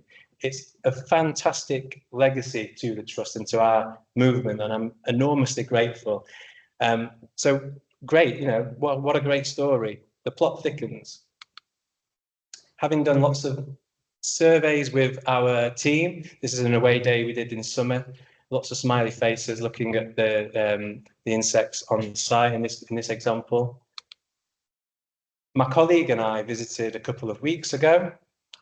Bearing in mind, we're so thrilled with the existing quality of this site, and we found this. Anyone know what this is? It's a mushroom, yes. It's a wax cap. You've already seen this. I know you've seen this. So this is one of 14 wax cap species that we recorded on the second meadow, which is a permanent grassland on the site. This is the ballerina wax cap, which is a delight. And if you're a mycologist like me, this is jump for joy territory. And my colleague Tim was really happy. I'll put it that way. This also referred to as the pink wax cap. Wax caps specifically don't like disturbance in habitats. They are an example or an indicator of permanent habitats and therefore usually exceptionally good soils and exceptionally good grassland quality. To find this was the cherry on the top, because at this point we'd already found 13 others. That was the last one we found, and it was like, let's go and get the kettle on and just talk about how great this is. So the map here, it shows you exactly where we recorded each of those species, and it's a kaleidoscope of different colours. My colleague Tim made this map. Each of the dots represents the actual colour of the species, and it's just amazing to look at this site to say, look, we were so chuffed with this already, but this puts this site in the top sites in the country for wax cap fungi. It's amazing, yeah.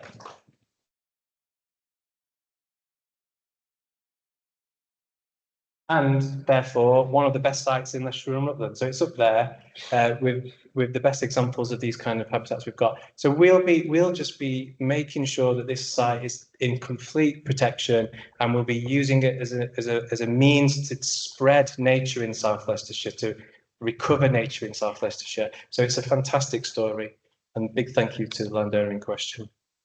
So just a couple of thanks. Big thanks to everybody involved with the nature recovery work this year. Special thanks to Helen O'Brien, who's been working with us on the waterfall and lost railways projects. Big thanks to Greener Golf Network and Nature Spot and other volunteer organisations. We couldn't have done this work to date without them, and we're looking forward to working with them next year.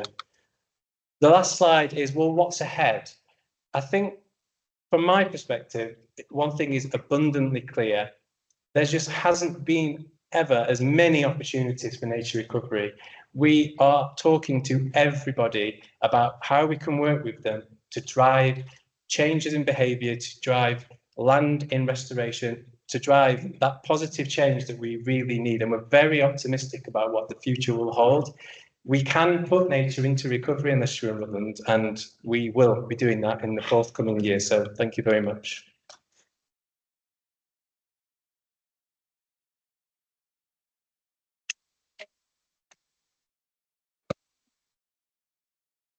In that build on Ash's comment, he's absolutely right. The insect noise is deafening, and it's a sound I haven't heard for 20, 30 years in a meadow. So absolutely fantastic. We now have Fee Wharton, who is our Community Engagement and Training Development Officer. I got it right. I got it right. And over to you, Fee. Thoughts around that? I've only ever used one of these for karaoke, so this is all a bit weird. Okay, hi, thank you very much. I'm Fee, the Community Engagement and Training Development Officer. I've been at the Trust for about 4.5 years. I started in education, delivering forest school, but I've most recently been doing community engagement, and I'm here to talk to you a little bit about our Next Door Nature project. So Next Door Nature was a National Lottery Heritage funded project aimed at connecting with more people to support nature's recovery and to support our 2030 strategy. It was a federation-wide project, all of us working towards the same goals. This project was about specifically connecting with those people that we've never invited into the conversations around nature's recovery before. And so for us here at Leicestershire and Rutland Wildlife Trust, that's taken a focus on our inner city communities. So we've been using a grassroots bottom-up approach to meeting people where they are at. And it's been about motivating, mobilising, inspiring and supporting people to take action, to challenge decision makers and to become instrumental in what community looks and feels like for both people and nature where we live and work. So, like I said, this was a federation-wide approach to engagement. So each of the 46 wildlife trusts has a me or a team of me's, God forbid. And we've all been trained in community organising through the National Academy of Community Organisers. And across the federation, we've buddied up, we've mentored each other, we've supported each other, and we've created a peer-to-peer network of people who are continuously striving to review and improve how we engage with our people across all the work that we do. This approach has been about listening to our communities, so not doing for them and not doing to them. The communities don't need us to tell them what they need. They need an opportunity to tell us what matters to them so that we can look to better serve them with a nature recovery mindset. It's been about putting people at the centre of nature's recovery. So up here you can see the community organising framework. This has been adopted across the whole federation as something that we're all using throughout all of our engagement. It's a set of principles, so it's not a process, it's not linear, it's not even circular, it's messy and it can be really complicated. But each one of those principles up there will play a part in developing and building relationships that result in action. It's centred around power, building power and shifting power as a result of listening to our communities. So over the project, we've worked with a wide variety of communities, many who had never even heard of us before, from those wanting to tend traditional green spaces to hosting an art exhibition and everything in between. The project has provided multitude of opportunities to engage in person, online, through art, photography, walks, talks, workshops, consultations, conversations, and loads more. Up here you can see just some of the brilliant outcomes of the project, but over the next few slides, I'm going to focus on just 3 of the micro projects that we were involved in. So the first one is Street Wild, a project in its infancy led by Russell Parry and Lindsay Ann Heald, and I'm delighted to see Russell here today. Hello. So both Russell and Lindsay Ann are passionate and really keen botanists, and they've a passion to share their knowledge and understanding of wild plants, particularly across our urban environment. So those plants that are often overlooked and unseen and unloved. So the plants in the cracks in the pavement or in the brickwork of the buildings. So we hosted some urban botany walks, and in partnership with Leicester City Council, some of those walks form part of their Walk Leicester Festival. They were really well attended and really well received. Russell and Lindsay Ann both incredibly engaging, and people left with snippets of historical information and fun facts, ways in which to identify these plants back at home or in their own streets, but most importantly, a deeper appreciation of the significance that wild plants play in a healthy ecosystem, and the significance of the diversity of wild plants across our urban environment. With more money and more time, we'd love to see this develop into a larger scale knowledge share and recording project, and maybe in partnership with our universities and colleges. The next project is Belgrave Community Garden Project. This was a garden that already existed. I met them around the time that that first photograph was taken up there on the slide. I had been doing the rounds in the Belgrave area, door knocking and going into local businesses and speaking to people on the street about how they connect with nature. And I went into the library, and it happened to be the garden volunteer day. I met the volunteer lead there. On that particular day, nobody else had turned up. We got talking, I listened, and I heard that that group were facing loads of barriers and challenges and frustrations to driving that project forward in ways that were meaningful to them. So over the coming weeks, I was able to facilitate some conversations and some meetings with all the stakeholders involved in that really small piece of land there. We were able to develop and build some of those relationships, and we were able to challenge some of that traditional thinking that was creating those barriers to progressing this project. And we were able to steer that project in a really positive direction. Mr. Rupert Matthews, the Police and Crime Commissioner, was in attendance at those meetings. He was in full support of this community initiative. Anything that increases footfall reduces the opportunity for antisocial behaviour, so he was all over it. He invited us to apply for some community funds through his department, which we did. We didn't get the funds. It was utterly frustrating, but boy, did that community group get a taste for an appetite for what was possible. And I urge you to look them up. Belgrave Community Garden, they're on Instagram and Facebook. But even better, go down on a Wednesday between 10 and 12, they meet. And what you'll find is a thriving community garden for wildlife and people. It's just gone from strength to strength. So after that failed bid attempt, they subsequently applied for the Wild Isles Aviva Fund and were granted it.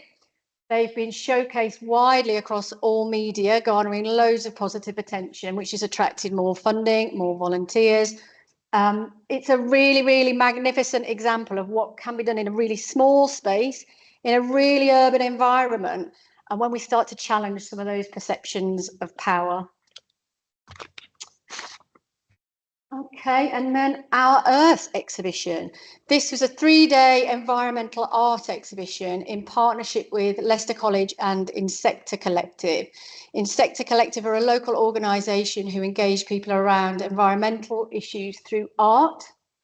So we secured a unit in the High Cross shopping centre, Students helped curate the space. Students exhibited their artwork in the exhibition, and they also worked shifts across the 3 days as part of their work experience. They also did live art demos across the weekend. We also hosted workshops, live music, environmental films, and urban botany walks with Russell. Part of the exhibition was online and open to anyone, anywhere on Earth, and we received over 500 digital entries into the online exhibition from 22 different countries. And we also hosted a local call to action for young people, a postcard competition, and we received 160 postcards, each addressed to a local MP and each with a message of environmental concern on the back. And after the exhibition, we posted those onwards. This was a fantastic success in partnership working and amplifying some of that already brilliant work that's going on across the city. And we broke down some of those barriers to inclusion by hosting things in loads of various different ways. So these have been just a few of the micro projects that Next Door Nature have supported, and Next Door Nature has been really successful in raising our profile across the city, in developing relationships, in building a wider network of allies, and like I've just said, amplifying some of that already brilliant work that's going on. The funded project ended in May this year, but we've only just scratched the surface, really. We've done some epic things, but we haven't quite put nature back into recovery and lesson yet. The possibility and potential is within us and our communities. Those resilient solutions to climate change will be as vibrant and diverse as our communities, and we need more time to be able to continue what we've started. So, excitingly, we are just launching a new project called Restoring the Soar. It's another Heritage Lottery funded project, this time in partnership with the Canal and River Trust and Leicester City Council, who are leading on the project. It's a community conservation and heritage project aimed at making improvements to our blue and green corridors in that catchment area up there that you can see on the screen for both people and nature. We have a 15-month development phase whereby we'll listen to and consult with our communities, the results of which will feed into a subsequent bid for a 3-year delivery phase. Leicestershire Rutland Wildlife Trust's role in that is to lead on community engagement and training development, and specifically traineeships. So in the delivery phase, we hope to offer an attractive traineeship. So across the partnerships, and with our next gen staff network of over 100 young people, we'll be looking at traineeships and how we might be able to make them a little more robust and resilient and way more accessible. In addition to that, we've also received some money from City Fibre, who are really keen that we're able to continue what we started with Next Door Nature. Those funds are allowing us to increase the team. So watch this space. Okay, thanks, Joe. So you've been listening for a very long time. Thank you very much. I'm going to leave you with a short film now that we made as part of the Next Door Nature project, this time with a community group, the Belgrave Neighbourhood Cooperative Housing Association. Thank you. We, as a housing association, have over 480 tenant members alone. There are a lot of people that are looking for a bit of peace, a bit of tranquility, the opportunity to make new friends. This is a space that they can do that in, and I hope going forward that we are able to offer them that here. We had a vision, we just didn't know how to go about it. So having someone like Fee from the Leicestershire Wildlife Trust has helped us enormously. She's been able to introduce us to different organisations that might be able to help. So having that partnership has been hugely important to us. My role within the Wildlife Trust is being able to connect this community with local organisations and businesses and individuals who care and want to support things just like this. So through social media and articles, word of mouth and networking, I've been able to bring a lot of support in that perhaps they wouldn't have been able to do without the Wildlife Trust. The site was completely blank, it was a blank canvas. We came down here and spoke about how the community would want a space to sit and enjoy wildlife and nature around them. So I think we came down and inspired ideas. If you came to the co-op before we started this project and the garden, it was a mess. It was unused, unloved. There was lots of rubbish that was piled up in the garden. And if you look at it now in comparison, we've got a beautiful pond, we've got lots of beautiful plants and a great space to sit. You know, the new committee and the chair particularly is very, very keen on kind of involving the community. We're part of the community and we want to be able to invite people in. We've got a space, why not use it? Why not let the community use it as well? People come from all over to see, just to see what difference it has made, like before and now. So we are really happy. Everybody's happy to see all these changes. If you have a nice, beautiful garden, you feel like, you know, coming in the garden, even if you are not well, you know, if you look around, walk in the greeneries, you know, you feel a lot better. All my worries are gone because to see the wildlife, like there is a birds going, there is this, you can see the pond there, see, so it makes you feel good, happy, yeah. We've now got sweet peas planted and various other plants that weren't here before. We've had planters that have been kindly donated from Men in Sheds from Loughborough, and we've got organisations that are happy to come and do some volunteering, which is fantastic. None of that was here before or an option beforehand. People were really involved and the ongoing excitement again with the pond and the space is really sort of rewarding for us. You know, hopefully it's a big part of more projects that we plan to work with the Trust as well to keep bringing to more areas. We're hoping that going forward this is a space that members of the public and the community know is available to them, and it's a space that they can use and get some enjoyment out of. Projects like the Next Door Nature Project are really about kind of enjoying and experiencing what is on your doorstep, and the fact that this is on the doorstep to hundreds of people in the area, and to be able to come off the main road and come into our little space. I mean, what more could you ask for? That is our hope going forward.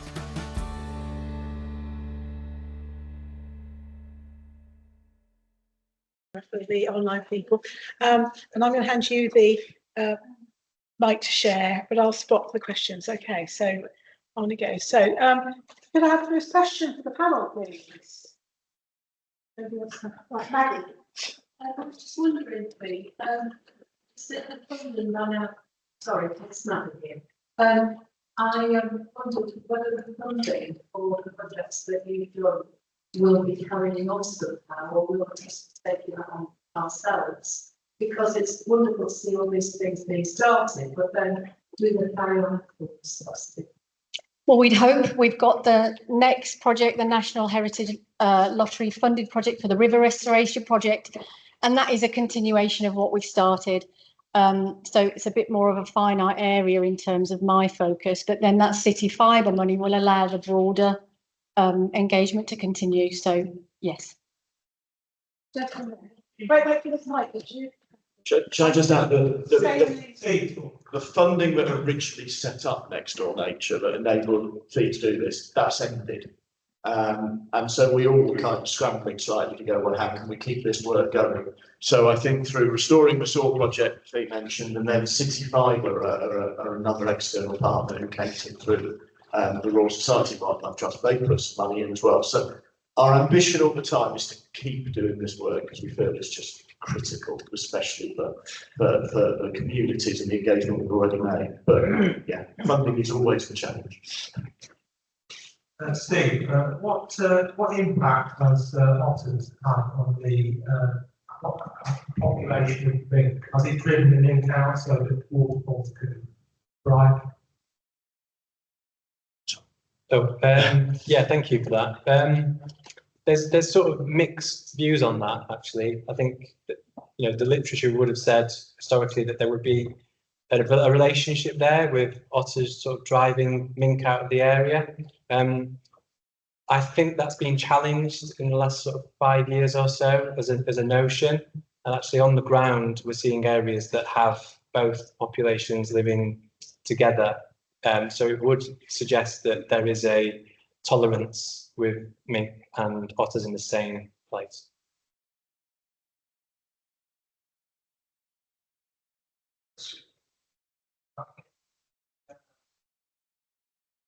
You're making great success of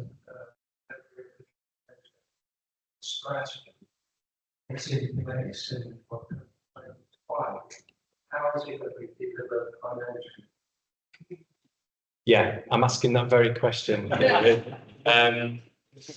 One thing to say on that, and I don't think I sort of made this point, is whilst the preparation of the strategy is still in draft form, we've literally just started to talk about the operational delivery of that strategy. So we're not waiting until next July to get moving. Indeed, we're already doing the work largely at the moment, but we're going to use the time period we've got left from the funded officer who's working on that to spend the next 6 months really driving the operational delivery. So in the short term, 6 months or so, we've got capacity across the partnership to have that person pull together the forum and the partnership to drive that delivery of the strategy. But we are reminding DEFRA about this whenever we can, is what's all right to produce the strategy, but what about the delivery of it? And we need that investment. We need certainty on that investment as soon as possible, really.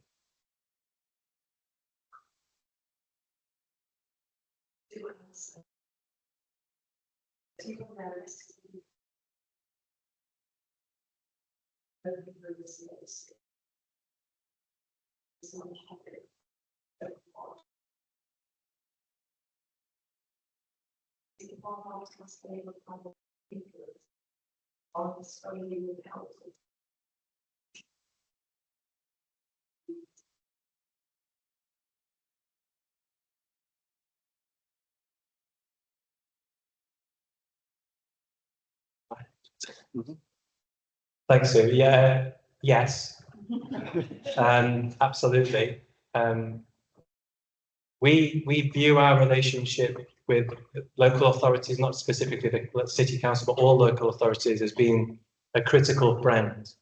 We're there to challenge, we're there to encourage, we're there to make sure that our local authorities are being ambitious in their operations, and that does come to the planning system as well. We are consulted regularly on schemes, strategies, planning applications, local plans, etc. And we are actively encouraging local authorities to go beyond what they've already laid out in their strategic documents. Specifically in terms of local wildlife sites, we are advocating for local wildlife sites.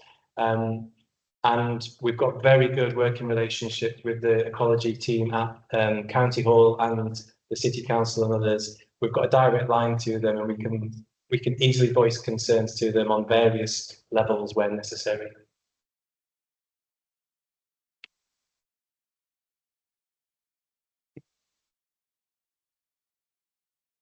Churches. So, is there a particular church movement where question the land church is filled with optometrists in that? Great question, thank you.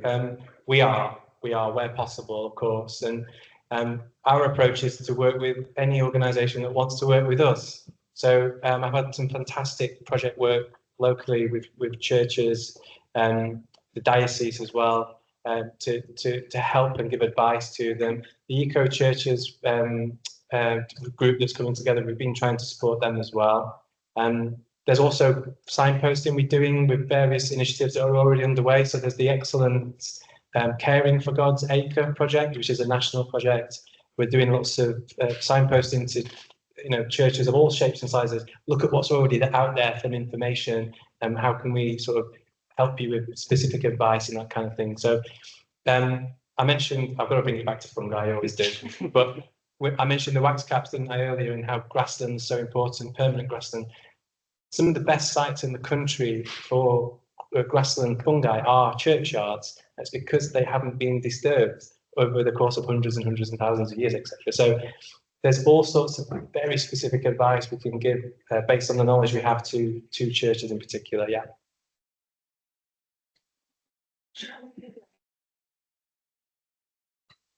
Gillian was just picking up on the not previously the question before about local authorities and developers. We know that when planning permission is granted to developers, the local authorities can impose conditions that developers maintain certain trees or plant hedgerows and other habitats like that. But we also sadly know that developers take heed to those conditions and will very quickly to remove trees and eradicate all greenery on their plots. And the authorities really catch that. They don't monitor, they can't properly monitor, and when something's happened, what's happened, done. So does the trust have any ability to perhaps duplicate what the local authorities should be doing to ensure that developers do the conditions?